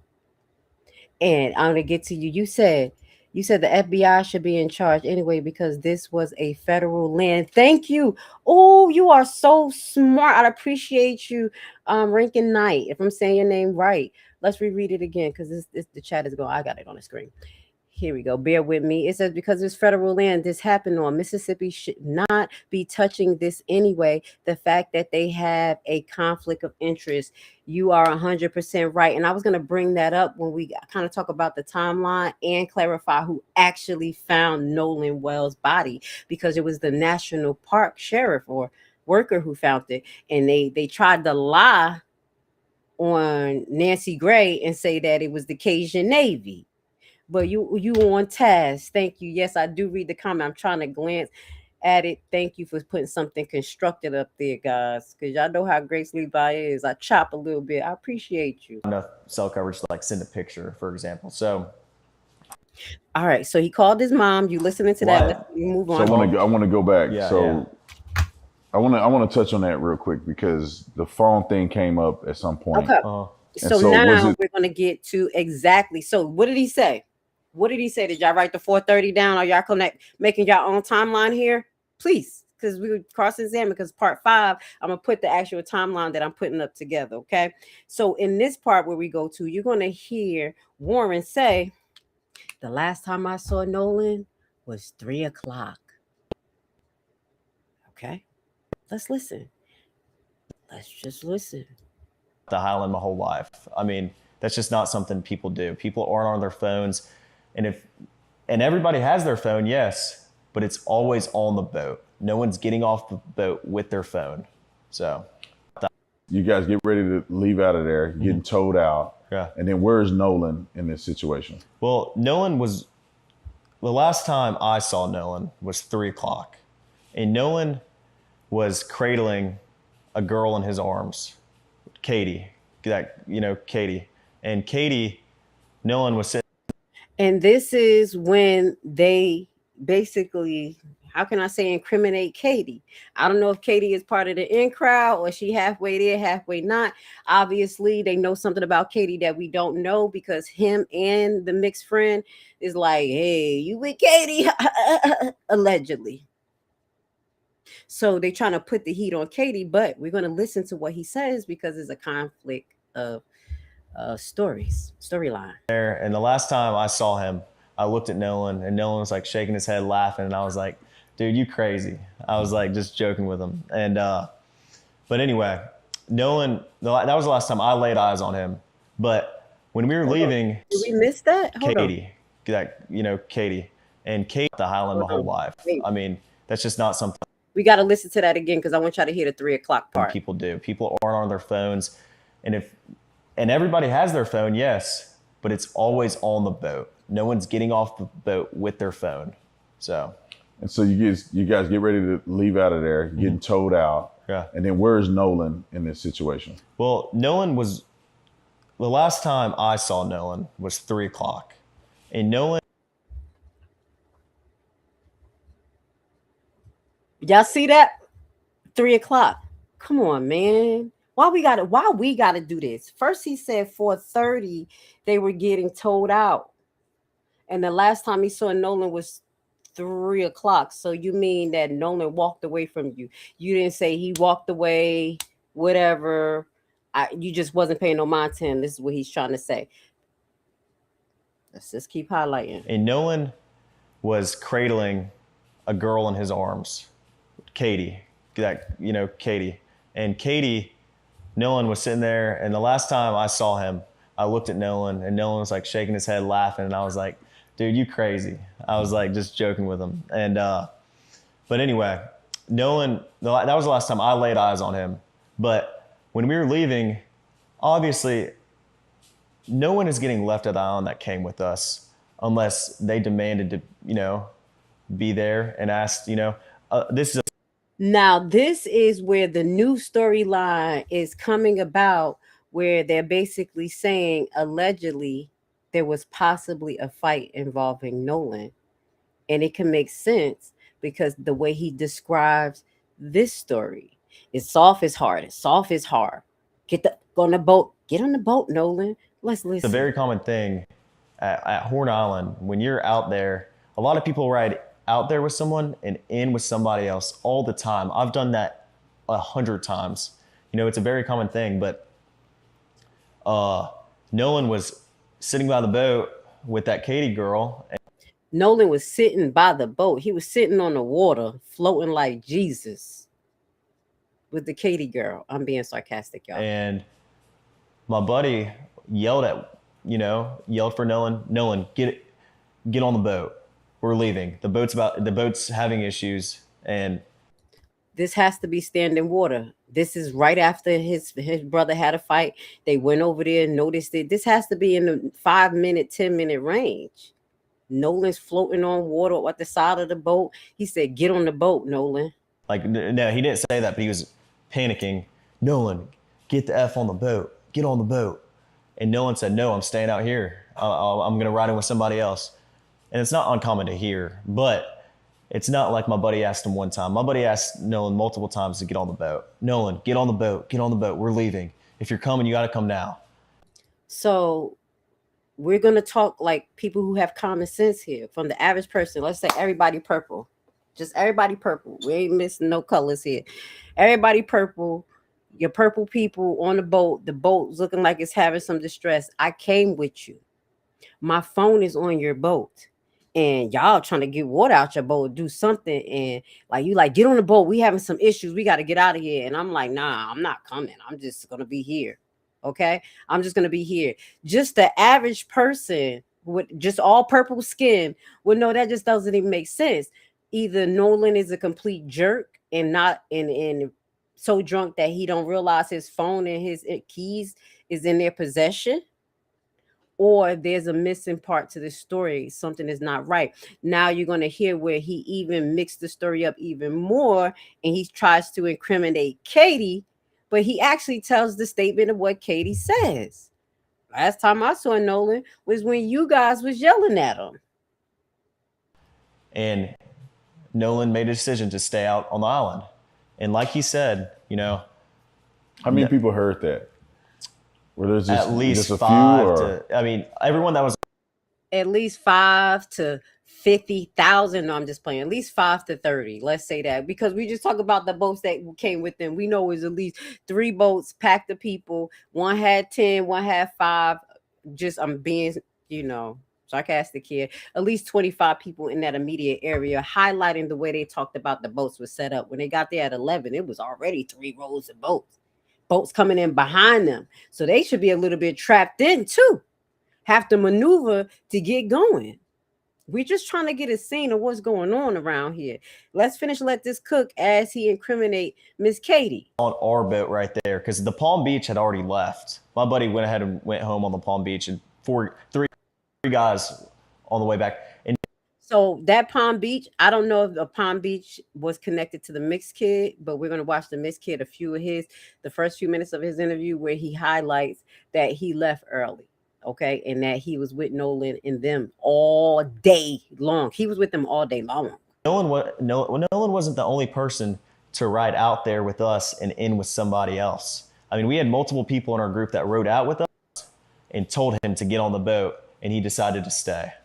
And I heard the girl that he was with, Katie, had text somebody that she heard people yelling Correct. for Nolan to get on. Is that true? And I have a picture of that. She texted my buddy, and the next day everybody was panicking and everybody's texting Katie, because she was obviously seen with Nolan the whole day at the island. Katie sent a message to my buddy the next day and said, this is the last time I saw him, he's really sweet. But she also mentioned that the last time she saw Nolan was when check the time. My buddy was yelling at him to get on the boat. And she was right there to see that Nolan decided not to. Yeah, so you guys get in the boat, you start to get towed in, and you make it back. Now explain. I think, did he say Katie said 3 p.m.? Because that's why I kept getting 3 p.m. But listen to this. Let's just go back in one thing because I was talking a little bit. This is one particular part where you hear Warren pretty much say, we may have not told Nolan that the boat was sinking. And y'all gonna listen. I was like, huh? What? Nolan was sitting by the boat with that Katie girl, and my buddy yelled for Nolan, get on the boat. We're leaving. The boat's having issues. And no, he didn't say that, but he was panicking. Nolan, get the F on the boat. So he said the boat is having issues. Oh no, he didn't tell him that. He didn't say that. What? So you ain't telling that the boat's filling up and it's not obvious to Nolan. Now it's changing the storyline. That's what I'm saying. This guy is cooked. He shouldn't did. I don't know what he do, but his brain is cooked. Okay, Warren, you got to do better. You're too young for this. So he even mentioned that my buddy may have not told him that the boat was filling up. Y'all want to hear that one more time? That's the things that went over our head a little bit because we be thinking, we be in our emotions. Me too. The last live, I didn't hear some of this. That's why I went through it with a fine-tooth comb this time. Nolan was sitting by the boat with that Katie girl, and my buddy yelled for Nolan, get on the boat. We're leaving. The boat's having issues. And no, he didn't say that, but he was panicking. Nolan, get the F on the boat. Get on the boat. And Nolan said, no, I'm staying out here. I'm going to ride in with somebody else.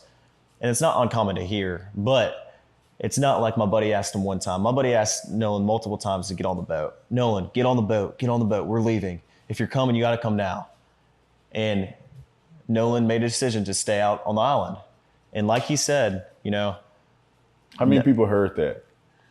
Were there at least just a 5 few, to, everyone that was on our boat right there, because the Palm Beach had already left. My buddy went ahead and went home on the Palm Beach, and 3 guys on the way back. And Nolan wasn't the only person to ride out there with us. I'm sorry, I'm making faces. I'm looking at stuff when I start. Okay, so I just wanted you guys to hear that the story kind of changed. First, he was like, get on the boat. We in trouble. We're both sinking. Nolan's being a douchebag. He said, well, my buddy may have not told him it was sinking. What? So maybe somebody got mad because he with Katie and just said, get the fuck on the boat. I don't know. This is allegedly. Something happened to make them say, get on the boat, get on the boat. But then he mentioned that he didn't tell Nolan that. That's so weird. That's so weird. Shout out to my favorite mod. Thank you for being here. Highly favored. You know what to do. Please, everybody can talk, but you know what to do because some of them be distracting me. Now, let's move forward. Okay, we got to that part. Let's see at this part. I think it's at 11:20. Got a little bit more to show you. Where he talks about a little bit of his situation with Nolan. Yeah, and so you guys get in the boat. You start to get towed in, and you make it back. Now, explain how did you get to the point where you were concerned about Nolan? Because obviously you said, hey. Okay, so this is where we're going to bridge into who's Jerry a little bit, not doxing or anything, but kind of bring up the factors around Wyatt's grandfather, as well as a little bit of about the Cajun nation, not the Navy. I call them the Cajun Nation. I do have their report. I didn't get a chance to review it because we had a little blackout before this live. They thought I was going to do my research. I was researching on my phone. I was getting stuff together. Then the lights cut on like, and I got live. So I couldn't read the 22-page report, but I really think that page report probably... I'm going to leave it like that. All I'm going to say, TMZ and the Cajun Nation is working together. It's a little weird. So let's hear him talk a little bit about this part, which is going to bridge us into those two categories. Okay. Thank you for being here. We'll be here for one more hour. We're going to cook, y'all. This is my deep dive. We're going to do it once a week on Nolan and if things progress. Okay. Nolan, y'all need to, or somebody, not When you, did I get but to that point? you guys that may mention Nolan need to get on boat. Yeah. He didn't. Yeah. You guys get back to wherever you're going. Right. Explain that. Did you guys go back to somebody's house, or you Right. guys like what happened there? And then when did you feel like, well, wait a minute, where's Nolan? Right. Okay. Well, running in was very chaotic. I mean, Nolan chose to stay on the island, so my focus wasn't on anything else other than the boat, you know, because if the boat doesn't, we didn't just run straight to my buddy's grandparents' house. We ran into Fort Bayou. A couple of us jumped in the water, and Wyatt, like the whole reason for the stop was so Wyatt could hop in and put the plug back in the boat. So then after that, we went and docked it, and I went back to my buddy's house, and we ate and napped for a little bit. It was a long day at the island, so we were all tired. So, in my opinion, his buddy house was Wyatt. That house possibly was the grandmother's house, grandfather's house, Jerry. They went there, they docked the boat, they ate, they talked, they had to take a nap. Grandma and grandpa was like, y'all need to just relax, baby. It was a lot going on. Allegedly, I know your friend got hurt. I'm just playing. I'm not playing. I am. I'm just trying to lighten it up. That was a little cynical, but that's how some of these demonic people behave. The hill that has eyes, they be really nice and they be saying some really wicked stuff like, yeah, you killed them, but you need to eat this meal. That's not what they said, but let's just move forward. Just want to highlight that this is the next issue where another adult in the timeline before Miss Christine was made aware that her son was missing, knew something was going on. Jerry been knew.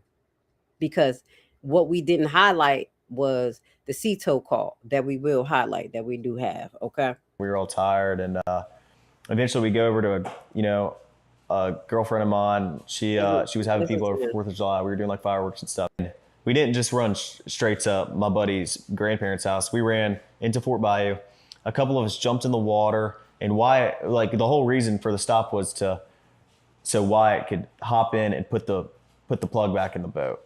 So then after that, we went and docked it, and I went back to my buddy's house, and we ate and napped for a little bit. It was a long day at the island, so we were all tired. And eventually we go over to a girlfriend of mine. She was having people over 4th of July. We were doing like fireworks and stuff, so we all went over there to swim and hang out. And So we're going to stop right there, because when I get a little bit more into Jerry and his part, I think I'll start with that on in. Now, I want to add more to this robust timeline first before we move on to Jerry, Grandpa Jerry, and the call and things like that. Let's listen to the mixed friend. I don't know his name. That's why I keep calling him the mixed friend. Okay. We're just going to listen to a few minutes of his interview, and I want you to hear some stuff, because again, you're going to hear some degrees of separation in the way he talked. My buddy, my buddy, my buddy. You see what I'm saying? And it's just a little weird for me. It's just a little weird for me. Hold on. Let me make sure I have it. Is this him? Because his thing was 45 minutes. I couldn't do that. Do you have anything to do with Nolan's death? No. Do you have personal knowledge of someone directly in your friend group having anything to do with Nolan's death? No, not at all.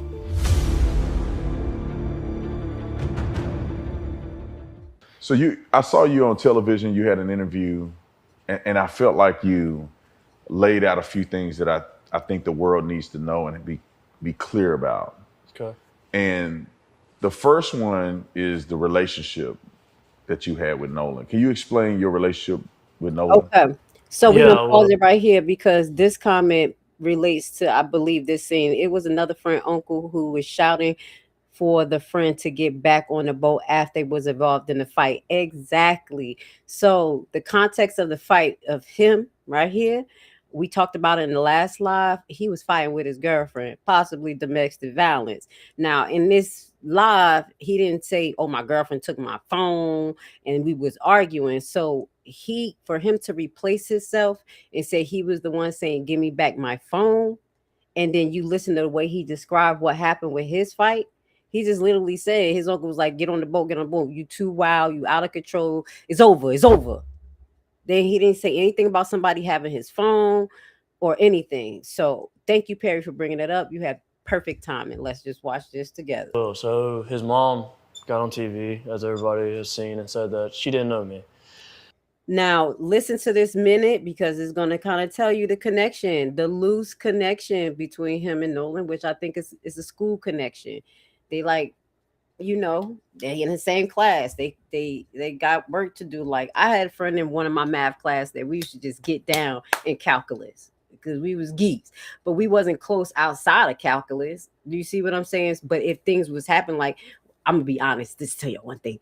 So where me and her got close was outside of calculus. I got into a fight. This boy was trying to fight me, and me and her jumped him, and we became friends. So I'm just throwing that out there. Back in the day, that was a long time ago.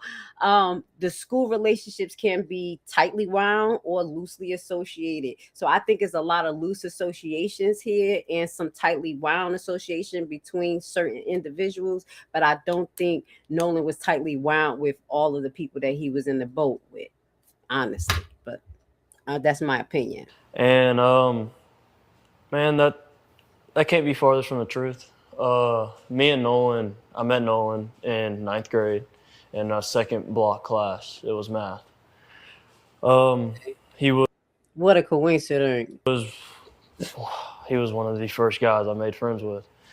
It was somebody I made a connection to. Like off rip, he was an athlete. I could tell he was an athlete. When I walked into class, we sat really close to each other. And all he did, he turned around and asked me for a pencil when I first met him in 9th grade when I moved to Ocean Springs. Man, it was tough. And the relationship there has always been a best friend in my eyes. I never wanted to take away how close somebody else was with Nolan. But Nolan was my best friend. That was everybody best friends. That's just weird. That's just a lot. a guy I knew I could call at any point in time. He called me at 11 o'clock on the 4th to see where I was parked at. Man, me and Nolan have countless nights. Okay.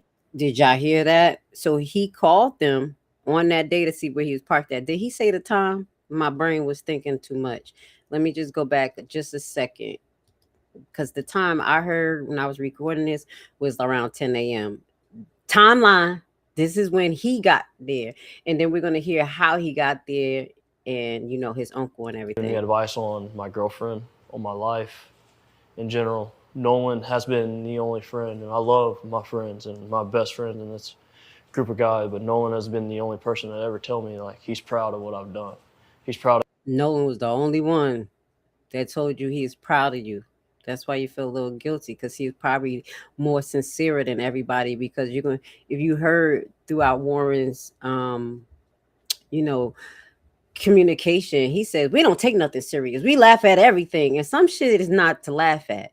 That's why I don't mess around with people. I don't do play fighting. I don't do none of that. Some of this stuff I don't play with. I take things a little serious. So with that goes to say that a loose association with that mentality, it doesn't work right for me. how hard I worked. He's proud of me going overseas to go play ball. That was my guy. Like, that was my best friend. Yeah, and so how does it make... Especially about our friend group. So let's talk about, he's talking about the friend group. Then he's going to go into basically they begged him to go with them, but he had to go with his uncle. They begged him. I think he was like the side, just kind of a little bit further than where they kept Nolan, in my opinion. Yeah, I find it, especially after talking to you, meeting some of the guys, that it seems like there was an agenda. But can you walk us through just your perspective from that day? I don't know if did you go with them initially? Were you a part of the group that went to Horn Island? So I wasn't, no, clear that up. No, I was not on the boat with them. Yes, I was a part of the group that was supposed to go out.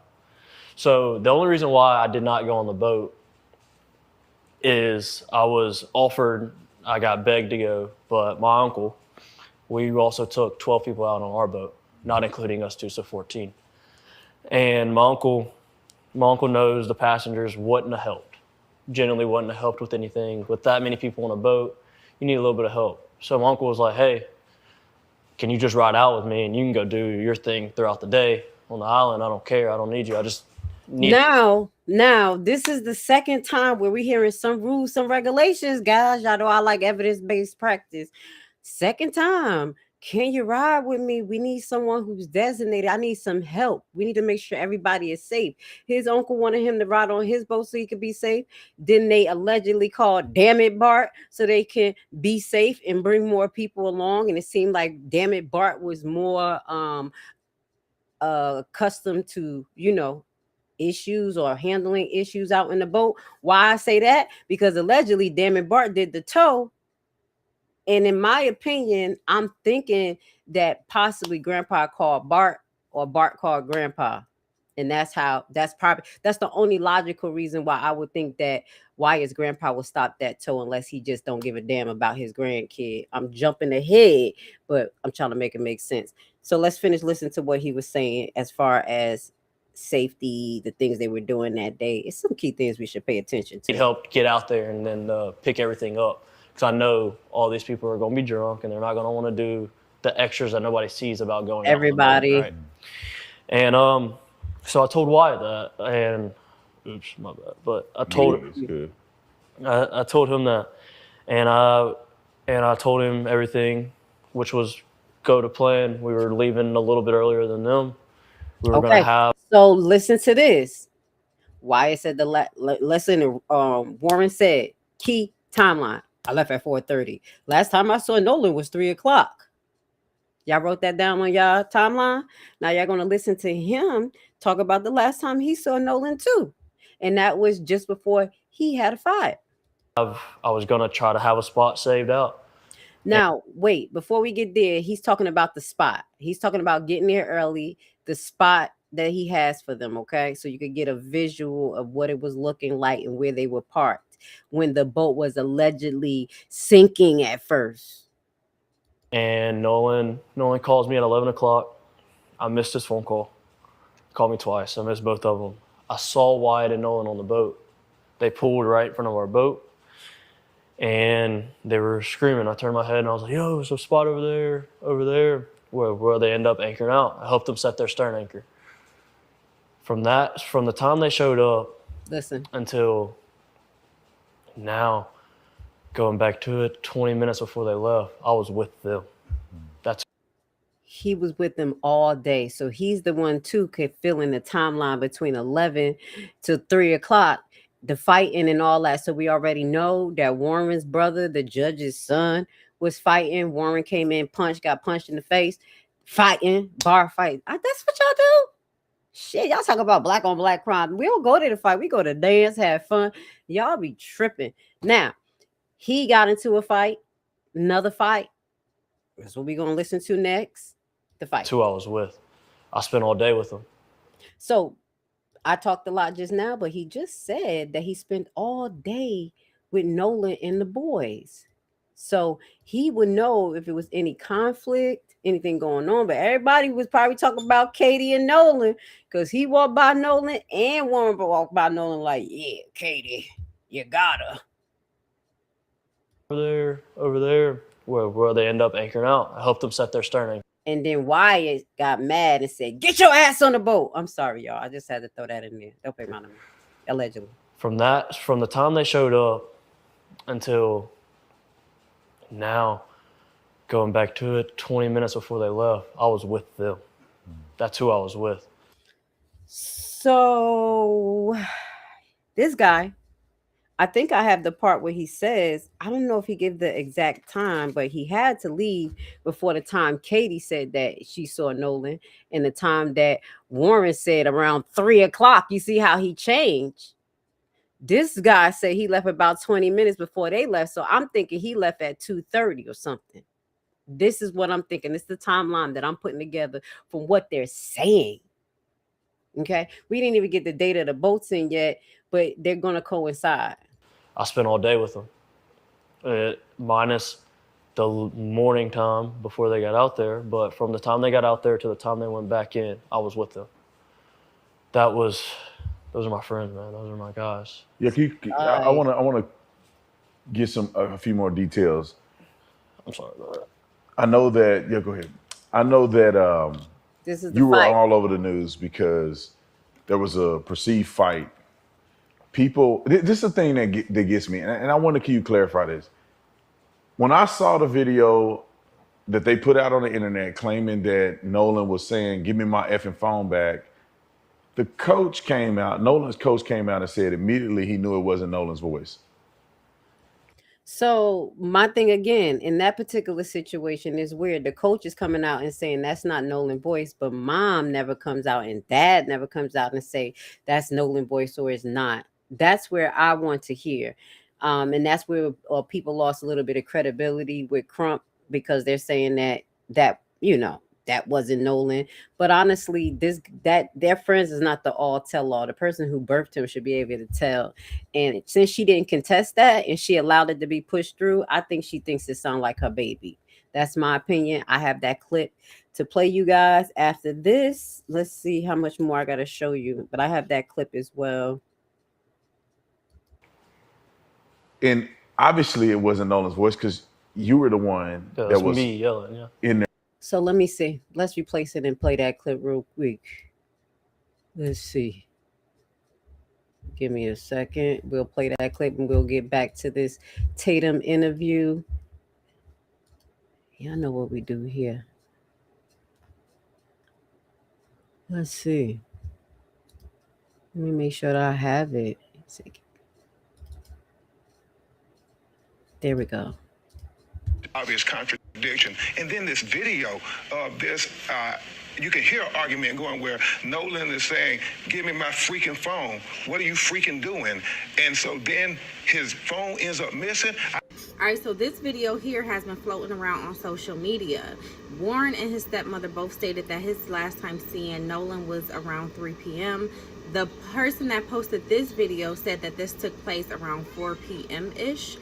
Around 4 p.m.-ish, right? I think before that call was made, some type of argument or altercation happened with Nolan. I think this is a real clip. You can hear altercation going on, and I believe that this is the one that Attorney Ben Crump is referencing.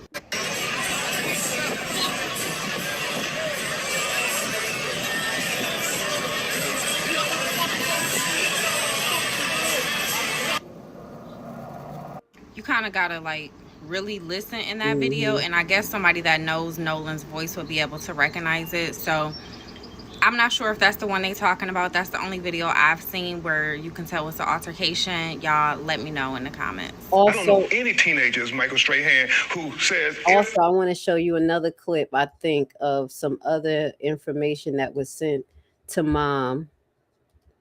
Mystery girl sends Nolan mom a picture after. Let's look at this right here. That was taken on that day, specifically the one with all three of them. Whenever I had made the post asking for information, there was a young girl who reached out to me and she said, "Hey, Miss Christine, I know that in the report it's stating that he had black shorts on, but she was like, he actually had blue shorts." So this is important because this is the account of what Nolan had on.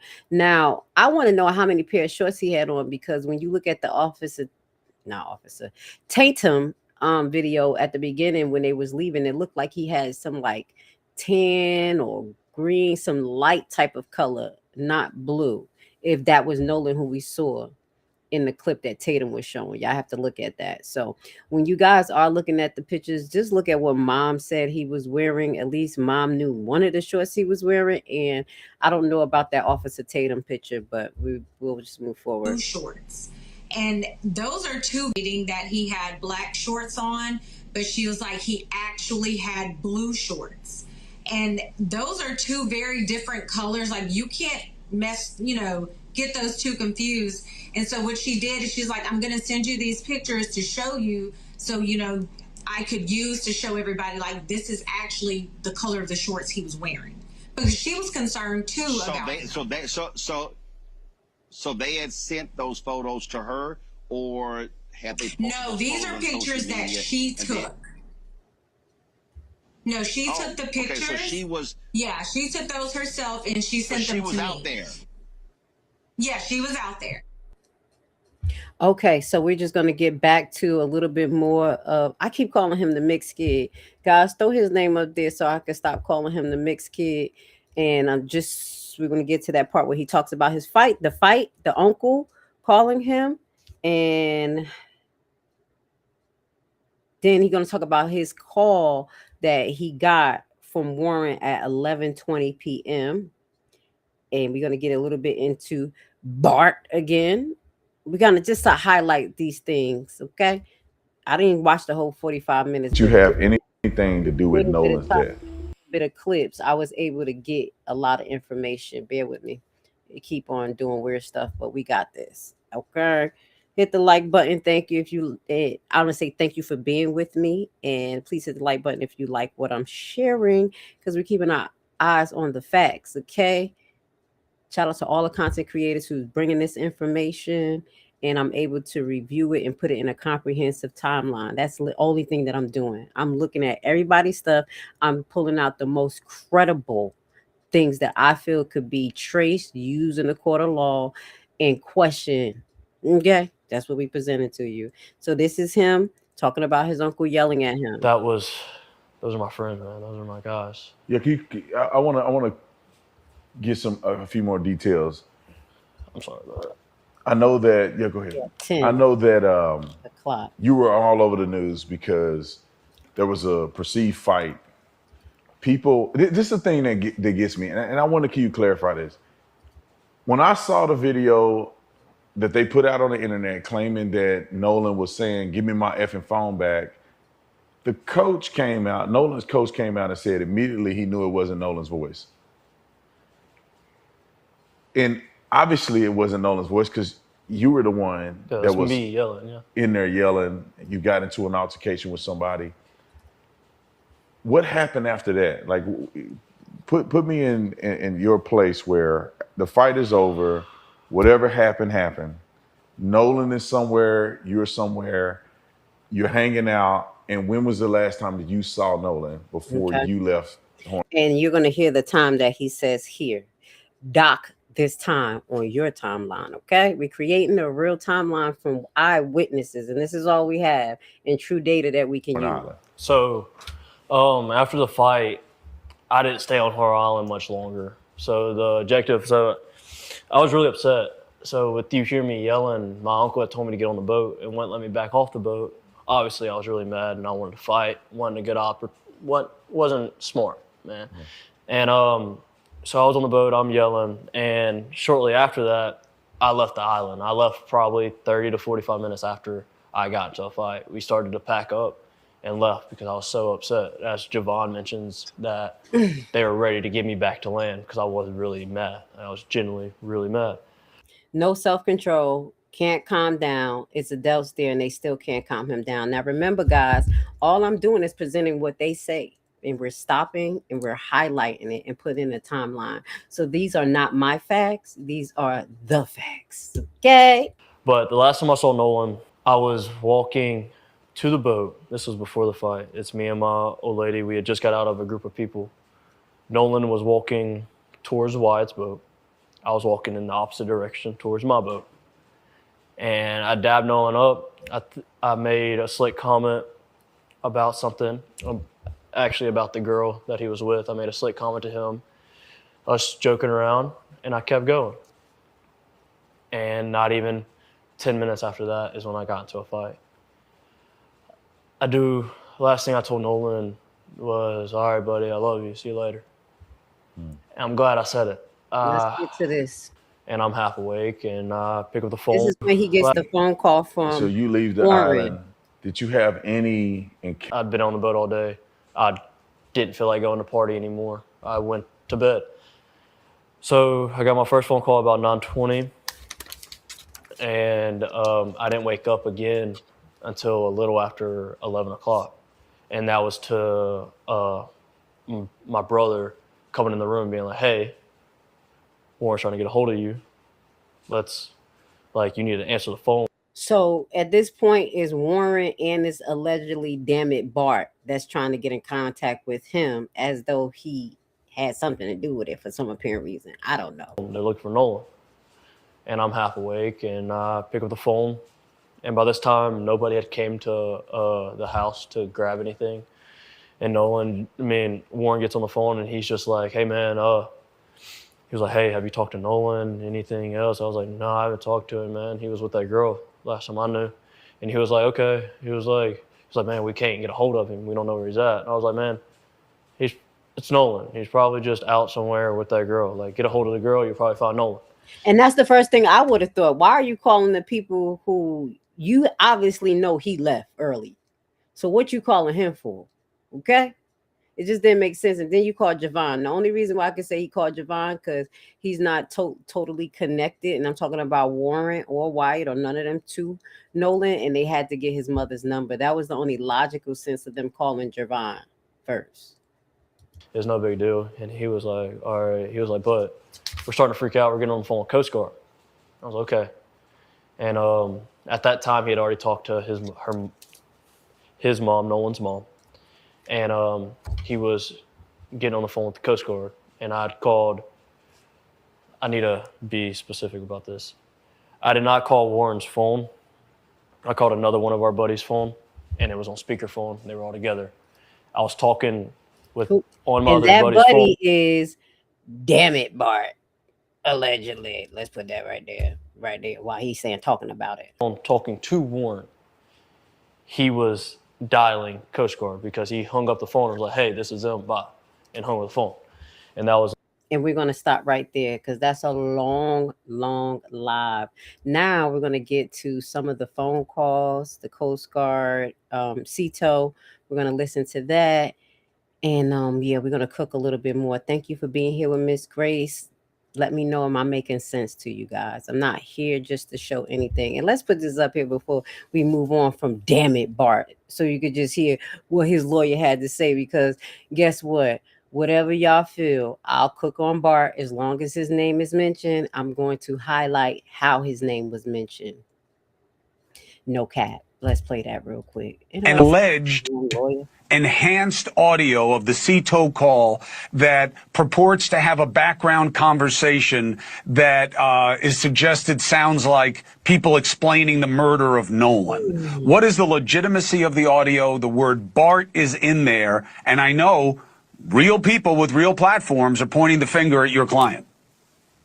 Yeah, so we don't see any legitimacy in a doctored transcript or a doctored audio that comes with a transcript, which is... Hold on. Did this clip mess up on me? Hold on. I thought I had more of what Damit Bart was talking about, his lawyer, but we'll move on real quick. Let me just see, can I add the CETO call now, and we're going to listen to it. We're going to cook on it. And this is the other reason why Bart's name is being mentioned. There we go. Let's play this one. This one.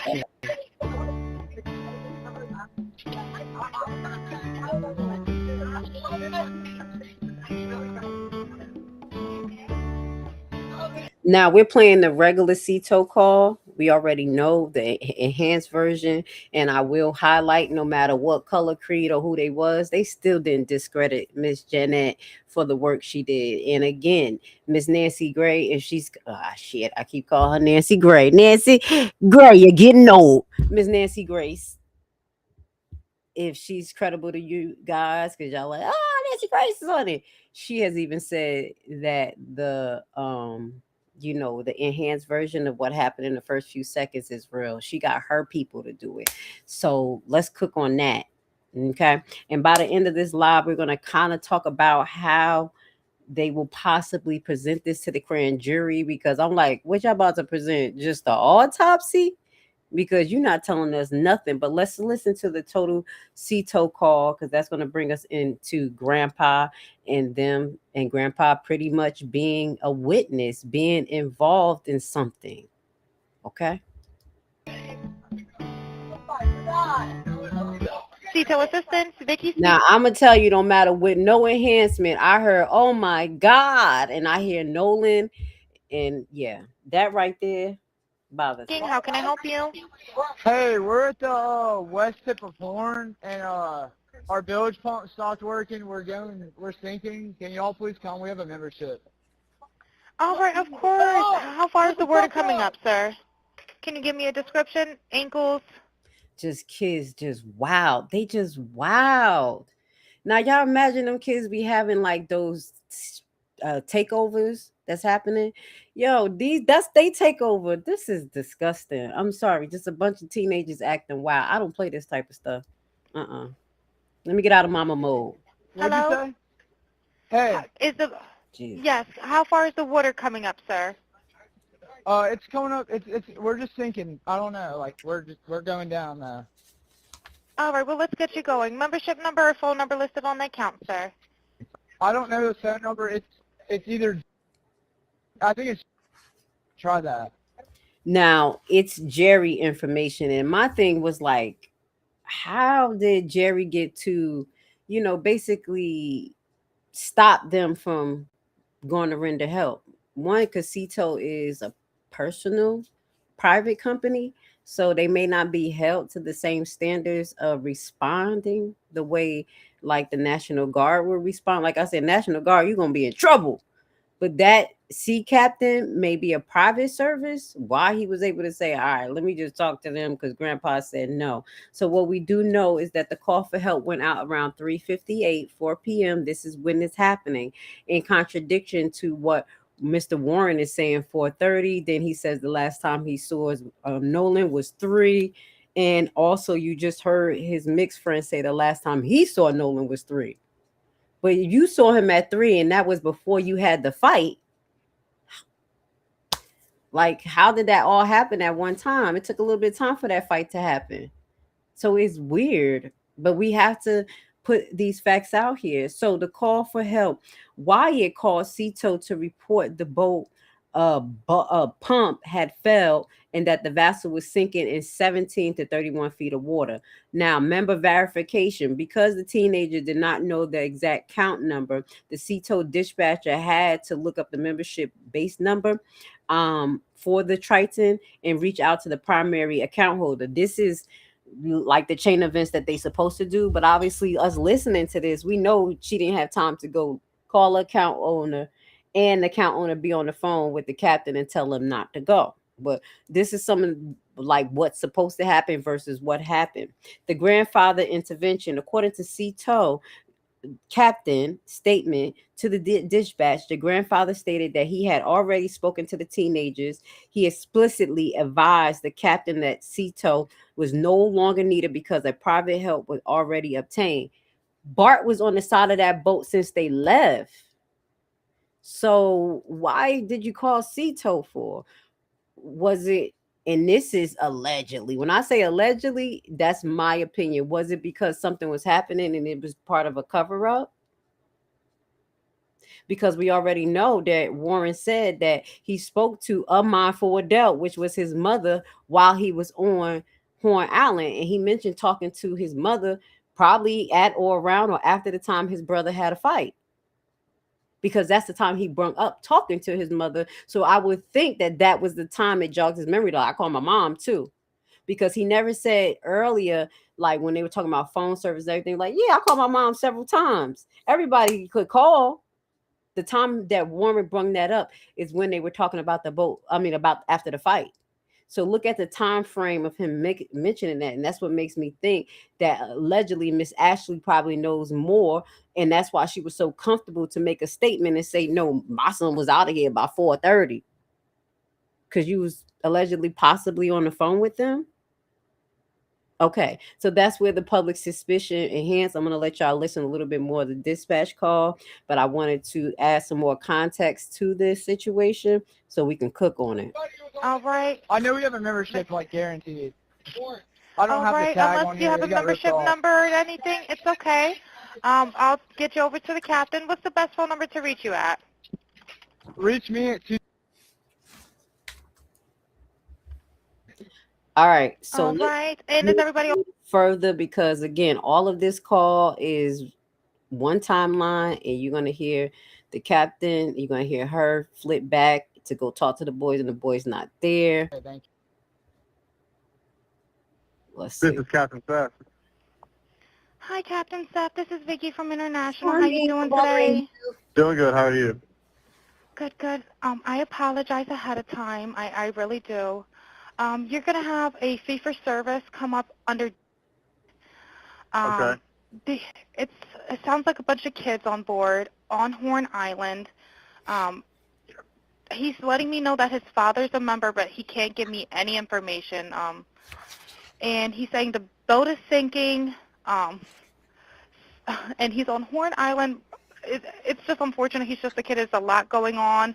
So Right. he said there's about a lot of people on board. He says he thinks about 7. I'm guessing they're all under 18. Okay. And I'm not trying to be rude. He wants you guys to go out there and unpump the boat and then tow it in. Do you know what kind of boat it is? He said a Triton 24-footer, but that's all he can give me. Okay. All right. Yeah, I just actually got off the phone with his grandpa, so I'm guessing is the owner of the boat. And Y'all sound like y'all from Georgia, Grandpa. I'm sorry, y'all. yeah, he said, okay. I just hung up with him.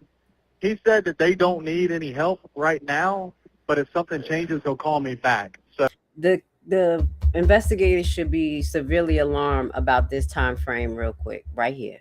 If anything that I mentioned to y'all don't mean nothing, they should be severely alarmed at this time frame. How did a call for distress come in? They click over, call the captain while they're on the phone. He says, "Oh, I talked to Grandpa. We don't need to." Click over to the boys, and he like, no. Matter of fact, yeah, she clicks over to the boys, and the boys are not there, and because he wants to talk to them, the captain. How does this happen?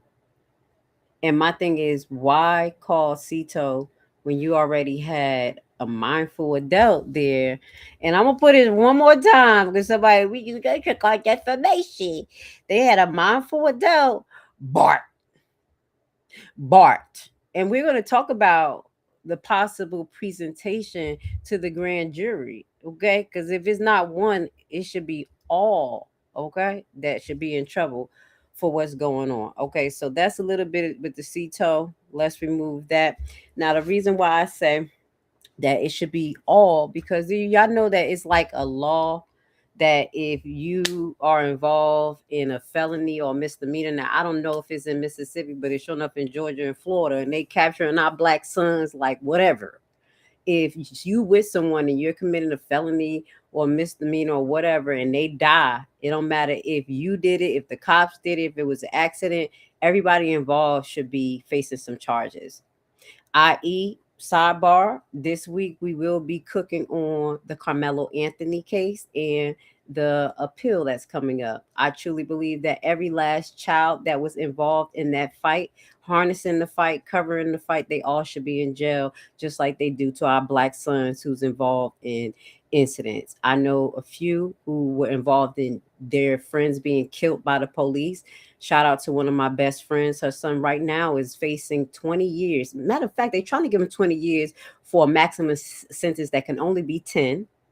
Justice or just us. Try to make him cop to that when his friend was murdered by the cops in Florida. And this is happening now in real time. So that's why I think everybody involved in this, these kids, these parents, and everybody should be going to jail too. Okay. So yeah, if you like this title, hit the like button. Who called the judge? And damn it, Bart. Now, what we're gonna move on into is I just want to show y'all, but we're not going. This is gonna be. I'm telling you, I'm ready for part 5, but we already into hour 2, and I'm not going past 3 hours. Only for Nolan Wells would I cook this daggone long, baby, because that's a lot of hours. But I do have a copy of the Cajun Navy report. This is, I'm gonna go through it, not tonight, but we're gonna go through the most key important parts, and I'm gonna keep it moving. I'm just gonna let y'all know. That's it. I'm not gonna discriminate. I'm not gonna say anything, but big baby, I'm not B. While I get to a little bit of kind of like what's supposed to be expected on Horn Island and the rules, we're going to just show you a clip from Cold Case Watch Central, where she highlights the grandpa home camera allegedly went dark just because we were talking about grandpa. And this is when I say allegedly. Obviously, you know, Grace Levi ain't gonna lie. I would say allegedly because I don't know where the truth and fact come for this, but I'm gonna let her cook. I'm gonna let her cook on the information she had until we can find out if it's not credible. Let's watch this real quick. Hold on. Okay. She says a lot about Horn Island. To her, and it works with her data. Y'all ready for today's Nolan Wells info drop? So first off, we remember these GPS coordinates that were plotted for us, remember? Those GPS coordinates were taken from Wyatt's boat and they were plugged into Google Earth and they developed a PowerPoint slide that we saw there that mapped out all of the points. So I decided to overlay those Google points on top of the points of the research that I'd already been doing. I discovered some interesting stuff because if they were just overlaying it on Google Earth, it should have been easy as cake, right? Well, I cannot tell you how many hours I spent trying to perfectly overlay this. Like, look at the islands in the middle here. I get them lined up and then other things won't match up.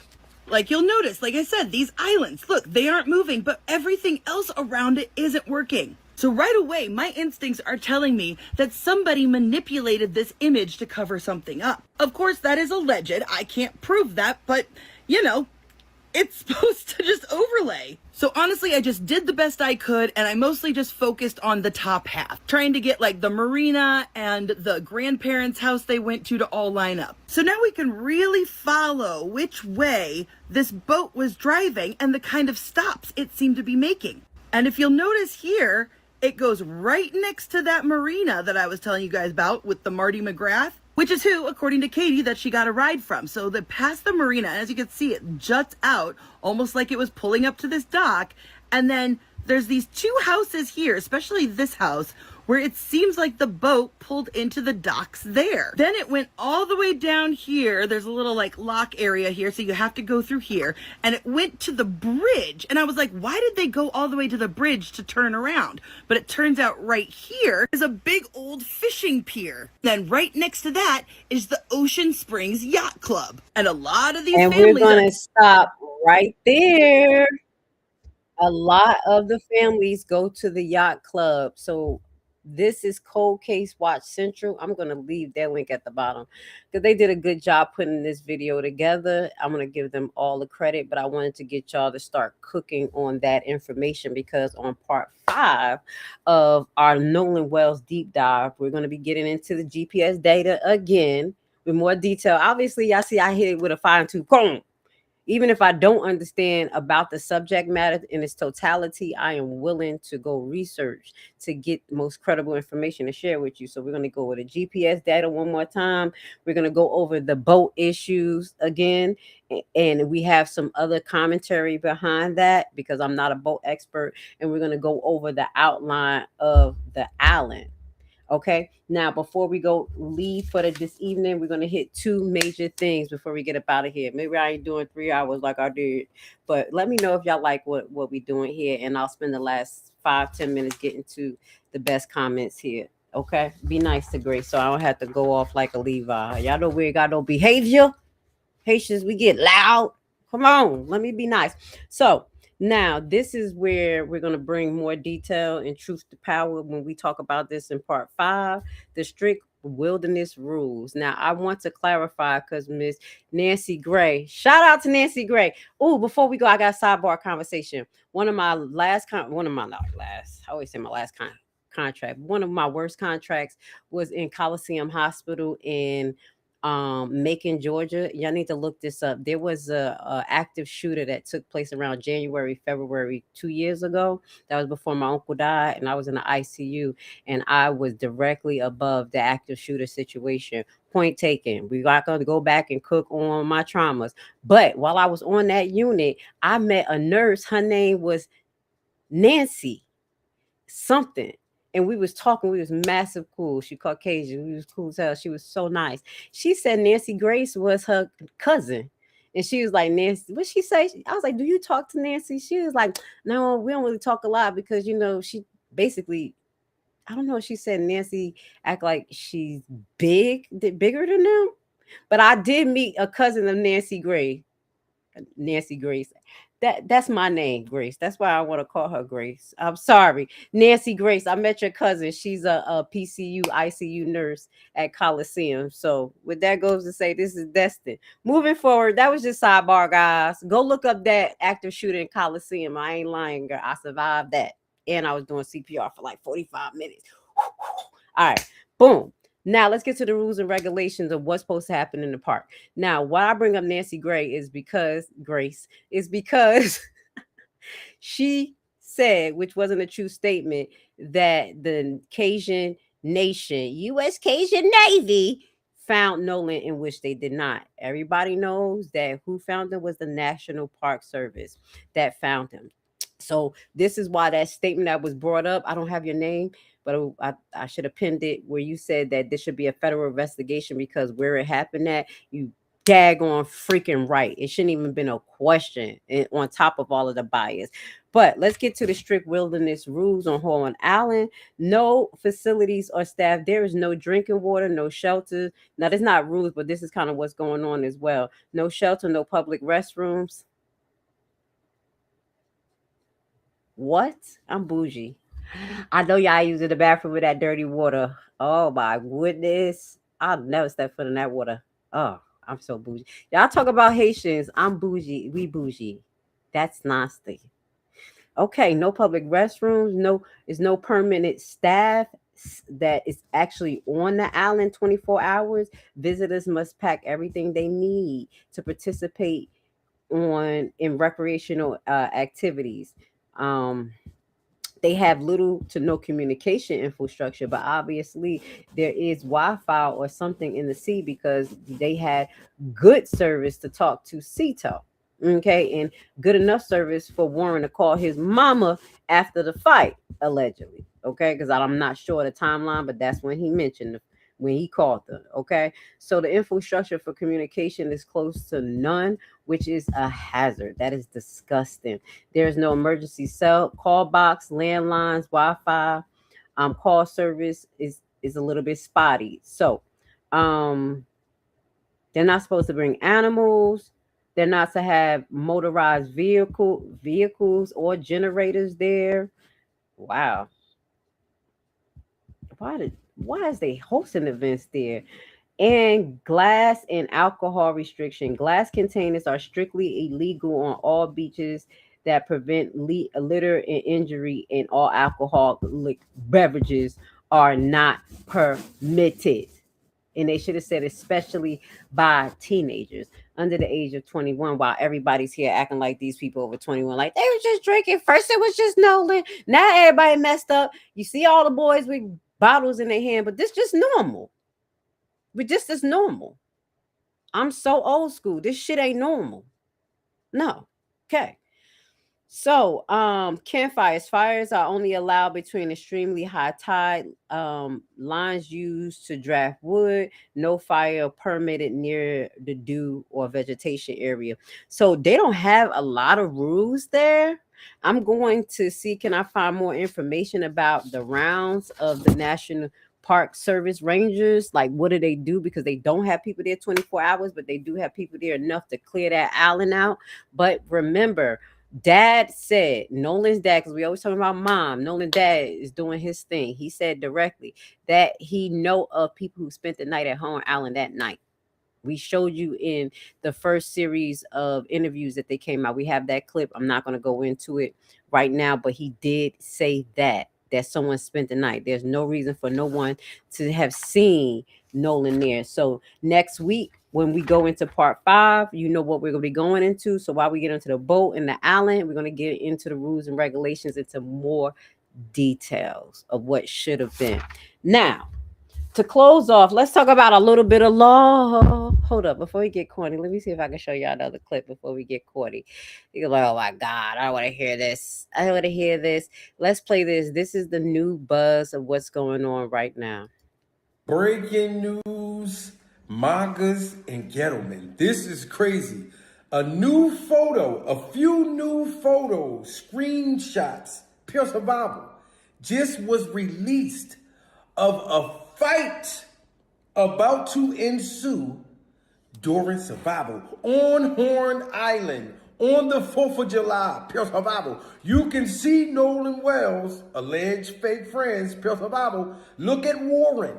This is Warren right here, and allegedly Bart Edmonston, Mr. Damit Bart, pure survival, is supposed to be here. And if you look at this picture very clear, it looks like a fight is about to take place. This is crazy. Now, if these dudes ain't about to fight and they're about to kiss, I don't know. Maybe they were lovers, pure survival. Maybe these two boys were going steady. They were dating.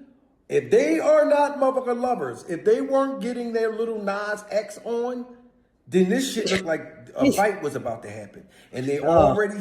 I love my black people. We know how to bring humor to stuff. Yeah, but obviously it was some fight going on. And there was a girl who just came out and said that it was a fight allegedly happened over Nolan's phone. And this looks like a black boy and it looks like a white boy in each other's face right now. Like they're about to motherfucking kiss or they're about to fight. You know what I'm saying? So like I said, I don't know if they're lovers, but this just came out. Like, you know, and y'all seen when Lil Nas X was walking down the street 4 o'clock in the morning, buck ass naked, talking about no. If this is not a Lil Nas X moment, then this really was a fight that happened on the 4th of July. Okay.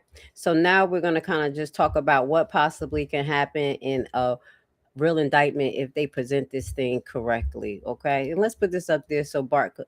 Oh, wait, before we do that, let's just show this. This is what I'm thinking possibly happened, just to show you guys. If y'all did not see the post, we're going to get a little vivid right here. But what I do believe is that Nolan was possibly choked out from the back. Now, did he die from the choke out? I'm not sure.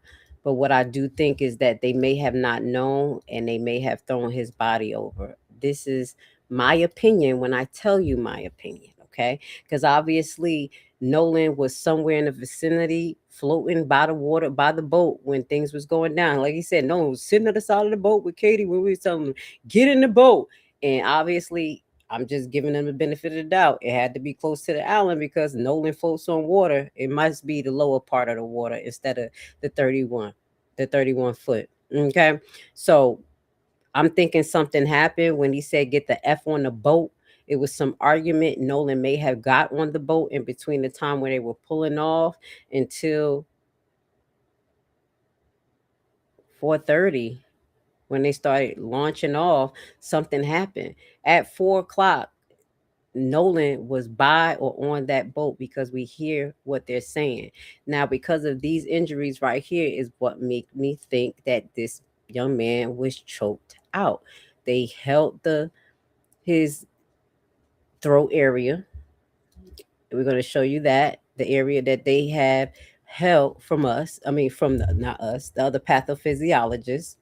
Okay, let's just show you that. We're going to get a little bit vivid here so you guys should just remember what we got going on. Hold on. I got so many pictures here. I mean, so much. Let's see. Let's see. I wanted to show y'all the picture of the throat. I thought I had it really close. Obviously, I don't. So I did show you the head injury from the back. So now what I'm going to show you is the possible action that could have created this. This is my opinion. This is not facts. This is just something that I came across and it made sense. I felt like it was some choking. I felt like his head hit something or was on something hard enough to cause soft tissue injury. And this is the only thing that makes actual sense to me. This is what white boys like to do. This is what y'all like to do. Don't play with me. Don't play with me. Y'all like to wrestle, tussle, choke on people till they pass out. That's dangerous. You know y'all like to do that. I don't understand choking till somebody pass out. That's death. That's not even a game. So this is what I think possibly happened to Nolan. But this is when I say it's my opinion. Okay. Let me show you just another version of this.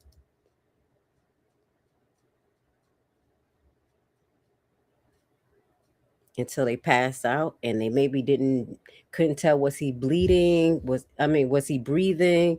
That's why they said, Nolan, look at his chest and things like that. That was verified that the audio is authentic. It was verified. All right. So now what we're going to do is basically talk about a possible indictment. In my opinion, what they can present, because it can't just be the autopsy. It just can't be the autopsy. Let me put no up there. Respect to his mother. We will get justice some way, somehow. Okay. Let's move that. Now, all right. So boom. When you're looking at the state versus federal investigation, so right now, as far as jurisdiction, thank you for bringing that up. I'm sorry I don't have your name. Our audience member that said, yo, this should be federal because it happened like federal land, which is true. So the federal oversight is triggered automatically because the death did occur on Horn Island, or it involves civil violations that happens out in the sea. These people was drinking, boating, underage, all types of stuff going on. Okay, which gives the federal level jurisdiction. Statutes, investigators on the federal level can move forward with federal civil rights violation, possible hate crime. If all of these people, the hills that have eyes, 2,000 people. Thank you, Officer Tatum. Even though you didn't ask the right questions, but you did highlight that it was thousands of people, which can highlight some type of conspiracy. And then you take into account that there's a bunch of Caucasian people and one black. I mean, circumstance. They always trying to make it a racial thing. Shut up, y'all. Shut up, white people. Y'all my cousins. And I guess what, y'all? I was talking to my grandmother again, and I verified that her grandfather is a French white. Came into Haiti to colonize and got my great grandmother pregnant. Okay, that's probably why I have a little affinity for the white people, because I have y'all in my family. Okay, let's move forward. Yeah, moving forward. Federal grand jury. The use of the federal grand jury to prosecute can prove beneficial because it bypassed the local court system, because we pretty much know, or what we're seeing, that they don't want us to say or admit because we can't talk about what they did or how they behaving or patterns, that nobody seems to get justice out in Mississippi that matches our brown skin. Y'all know how to sing that. Nothing but your brown skin. All right, shout out to Woo Breezy, my Zoes out there. If it's us, justice or just us. So it'll be much more beneficial to get it into federal jurisdiction. And I was kind of skeptical. I was like, the feds, they never help us. Jesus Christ, Kanika Jenkins, Jenna Six, all types of shit. But we do have some cases that I can share with you that actually went the right way when they stepped in. Okay, I'm not gonna get too boring, but we do have some cases. I had to look this up. It had to give me some damn hope, because I was like, dude, I'm just waiting for them to just do whatever to us, God to come save us and strike all these motherfuckers down. I don't know when the El Stapo gonna come, but I don't think y'all gonna do it, honestly. But those cases made me have some hope. Now, Variables considering the variables for bias. We have a Republican federal jurisdiction that is working under Project 2025. Okay, if you don't go what they say, you ain't part of the status norm, which we know is a subsection or a new highlight, let's say that, of what they want America to be, which is Hunger Games. I'm going to the left. Either way, we have a risk of racism, but there's a lower risk in the federal versus local because that state versus the feds. The feds is more like centralized, so we'll be able to probably have more fighting, like a fighting stance because of the diversity. Okay, so local politics will play a role in that. If it's in the federal jurisdiction, they'll have more say than just if it stays in the state of Mississippi. Career federal agents answer to Washington and not the courts of Mississippi. I do apologize. I called it Tennessee. The courts of Mississippi. So I do think, even though I made that statement last week, like the feds, I got on my Nipsey Hustle, like Donald Trump, you know what I'm saying? But we're gonna have to have some hope in the system, and even if we do feel like the system is not going to be there for us, at least we have the means and the education to fight. So again, guys, look at the bottom of this video. There are 2 petitions. Matter of fact, 3. I will close off with saying there is a petition that they have started for Nolan Wells. It's the Nolan Wells petition, and let me see if I can pull it up. Give me 1 second. Yeah. Now, this petition right here, the Nolan Wells Law, they have a petition for Nolan Wells Law that basically focused on directly on how death investigations go. This is going to be pushed for a federal law. They want to highlight how federal investigations are handled, how federal forensic pathophysiologists handles those investigations and their track record, and local law enforcement handles the case. It advocates for legislative reform, demanding transparency and strict accountability protocols, preventing state coroners from prematurely ruling out foul play before the investigation is complete. Now, guys, we're going to have to do better. These people almost got $1 million for a possible criminal. I'm just saying, if you need to raise money for criminal defense, that means that you possibly looking at a criminal. No cap. Okay? Warm daddy. This is the petition. I'm going to put the link in there. I need we at 123. Everybody who come up in here, please hit this petition, sign the petition.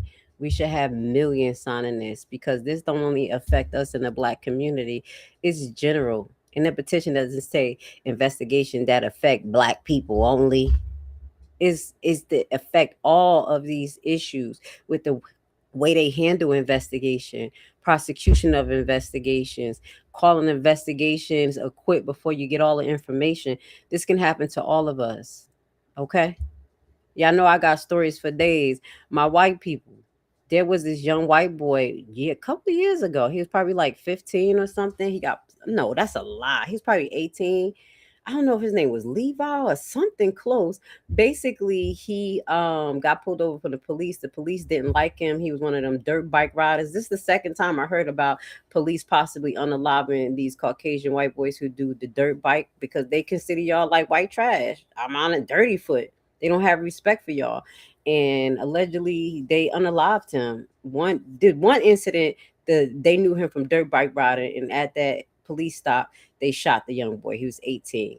The other one was the boy was basically known for riding around on a dirt bike, and they have a whole unsolved mysteries about this one. And the town was trying to fight to get this officer not hired back.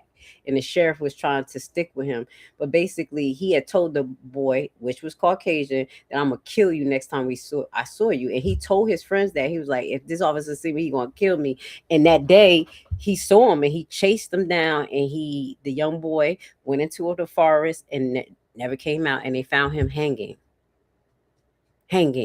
And they said that he did it to himself. young boy, 16, 17 years old. I'm gonna find the video and put it at the bottom for y'all, because y'all know I'll be watching everything. Missing 411, murder mysteries, Bigfoot, DNA, biblical history, whatever it is, Grace Levi is on it. So with that goes to say, you had a mouthful. I've been cooking for almost 2 hours. I hope I shared a lot with y'all. I will be live next Sunday or Monday cooking on part 5 of the Nolan Wells case. I'll possibly be live Thursday or Friday going over the Carmelo case, the appeal, and some of the things that I feel about that case. All of them should be going to jail. All of those teenagers, because if they locking our kids up because they're with someone in the commission of a crime, everybody should be locked up. So let me get to y'all comments before I get off of here, because I was just about to give y'all a bye-bye. I'm about to get to it. Let me see what y'all got. I put a few comments that was pinned. Here we go. Right here, I don't know if y'all can see it. There's no footage where someone is heard shouting, "Get out, get on the boat." They're lying. That was the friend shouting at Nolan. Another friend admitted it. It was his uncle shouting. And I believe that, and I agree, because you don't hear him say that. And in his interview, he didn't say that, like, my girlfriend took my phone, I was yelling at her, "Give me my phone." That wasn't happening. The boat took a long time to get back and took a long loop around. I do have the picture of the boat and the track record. I just want to show y'all the boat, where the boat went. And that's what we need to figure out next week. Like, yo, how did this boat travel? Because it was in some places where it went really fast. Like, it was really fast. It just got there. It was there. Don't pay no mind to me. Y'all got to be theatrical. Let me see if I can find that boat picture. Here we go. I gotta be theatrical. You see what I'm saying? Look at this. Look at this. That's Levi. Let me move this off the screen real quick so you guys can see it. Could y'all see it? It's processing the picture. Y'all can see it? Let me know. I don't know if y'all can see it. Hold on. Let me get to y'all comments, because it's saying it's processing the picture. Maybe my broadcast is like, that's enough. But if y'all can see this picture, let me remove it. He said, I'm tired of you, Grace. You've been cooking. This is enough. Give me 1 second. Let me see if I can show y'all the picture. Talk about processing the picture. There we go. Can y'all see it now? When you was like, it took a while for the boat to get there. Look, from 4:31 to 4:35, they booked it. They got right here from the 31 feet to the island. And then, we're going to make this bigger. Then at 5:52, they got like, whoa, what happened from here? What took them so long to get here? And that's if that's what you was talking about from when they first got here, when they went to Fort Bayou. Because this is where something happened with Nolan. Something happened with Nolan right around here, and they booked it. Then they went to Fort Bayou, and they were right around this area. Went to one dock, back to here, back to the same dock. Then went to Fort Bayou boat launch at 7:19. So is that what you're talking about? We're going to be getting into that next week. I had to cook on that, guys. I got to get my brain wrapped up for that, baby. That's a whole lot. So what else? Let me get back to y'all comments. Let me see. I'm going to just get to a few more, guys, because I am tired. Hold on 1 second. All comments. I'm a retired Army cabinet vet. What the fuck have you done? Who done? What have they done? Be more specific, okay? And we want a whole sentence. We want something that go with this investigation, okay? If you feel like something I said was wrong, just correct it. National Guard. Try Coast Guard. The Coast Guard.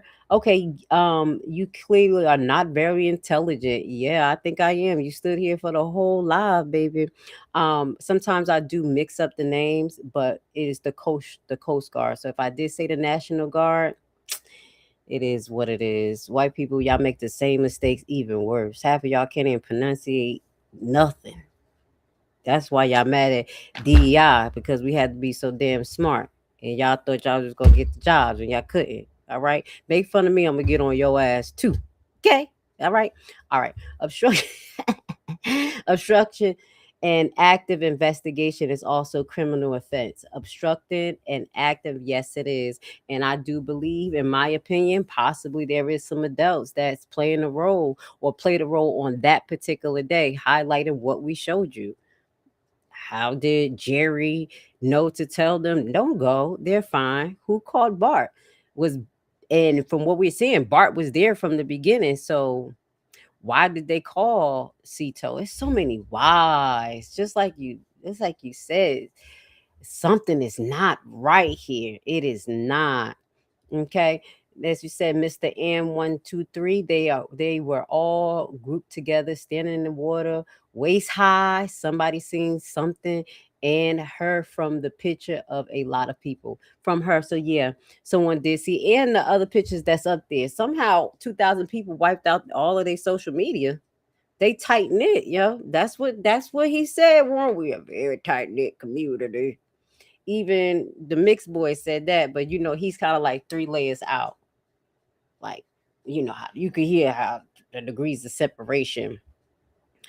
When people, hold on, let's watch this. When people this age are drinking, things can turn bad in an instant. A fight, a prank goes bad, and accident, etc. Exactly, especially with that mindset that I told you that Warren said they had. Like, everything is a joke. So they will do extreme stuff like choke, punch, mess with people, do pranks that be extreme, that they be like, I was just kidding, man. That's why I don't play those type of games. But with liquor involved in it too, and no real parental advisory, all they was doing, drinking. Imagine drinking for 6 hours in the sun, if they had water.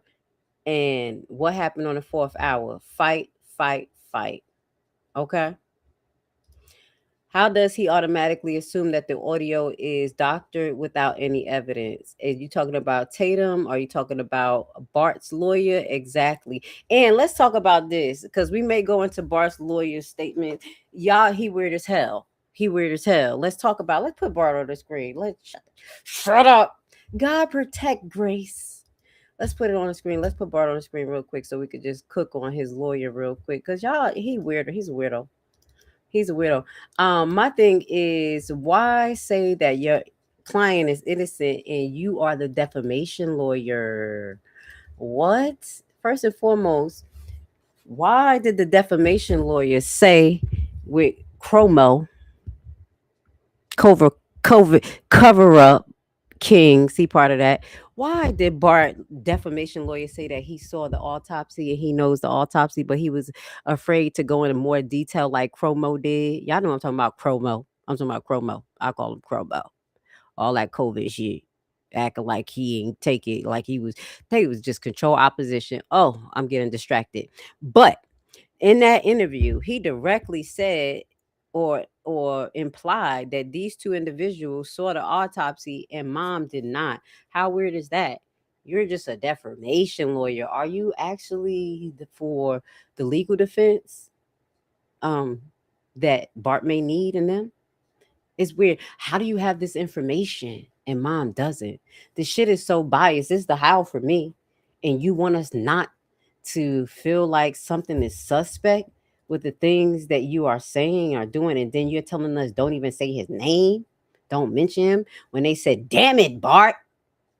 I mean, are you out of your freaking mind? Now, look, before I keep on, I get myself in trouble. Let's just watch this too. I'm almost done. I found something else. One more thing. This is one of the TikTok content creators who said that there was a statement about what happened, and then we're going to sign off. This was another one. It was Andrew and Evan, and Wyatt and Warren was basically recording and laughing, saying, get him, get him, get him, and all I could hear was no screaming mom. Okay? Do you hear that? Did you read that again? It was Andrew and Evan, and Wyatt and Warren was basically recording and laughing, saying, get him. All of them 4 need to come to the front of the room.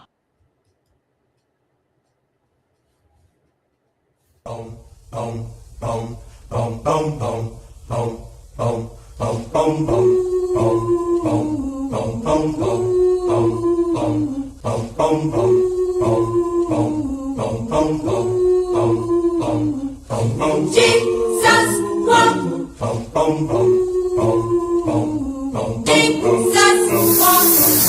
could be breathing and be comfortable if I was really as bad as they was making. You know, nobody could be around me. So for me to be this calm, I must have some kind of inner peace. And my inner peace is knowing that once everybody take the time to really see what type of person I am, you'd be surprised that I stuck around this long. I have to make the life that I do live as happy as I can and try to do the best with what I have. You know, live the best life I can live, be as happy as I can be. Nothing is perfect for anybody. I don't. Boys, I swear, I think I figured it out. You know why they don't want us redneck brothers and sisters and the hood brothers and sisters getting along? You know why? Because we'd be unstoppable. I'm telling you right now, we would shut shit down.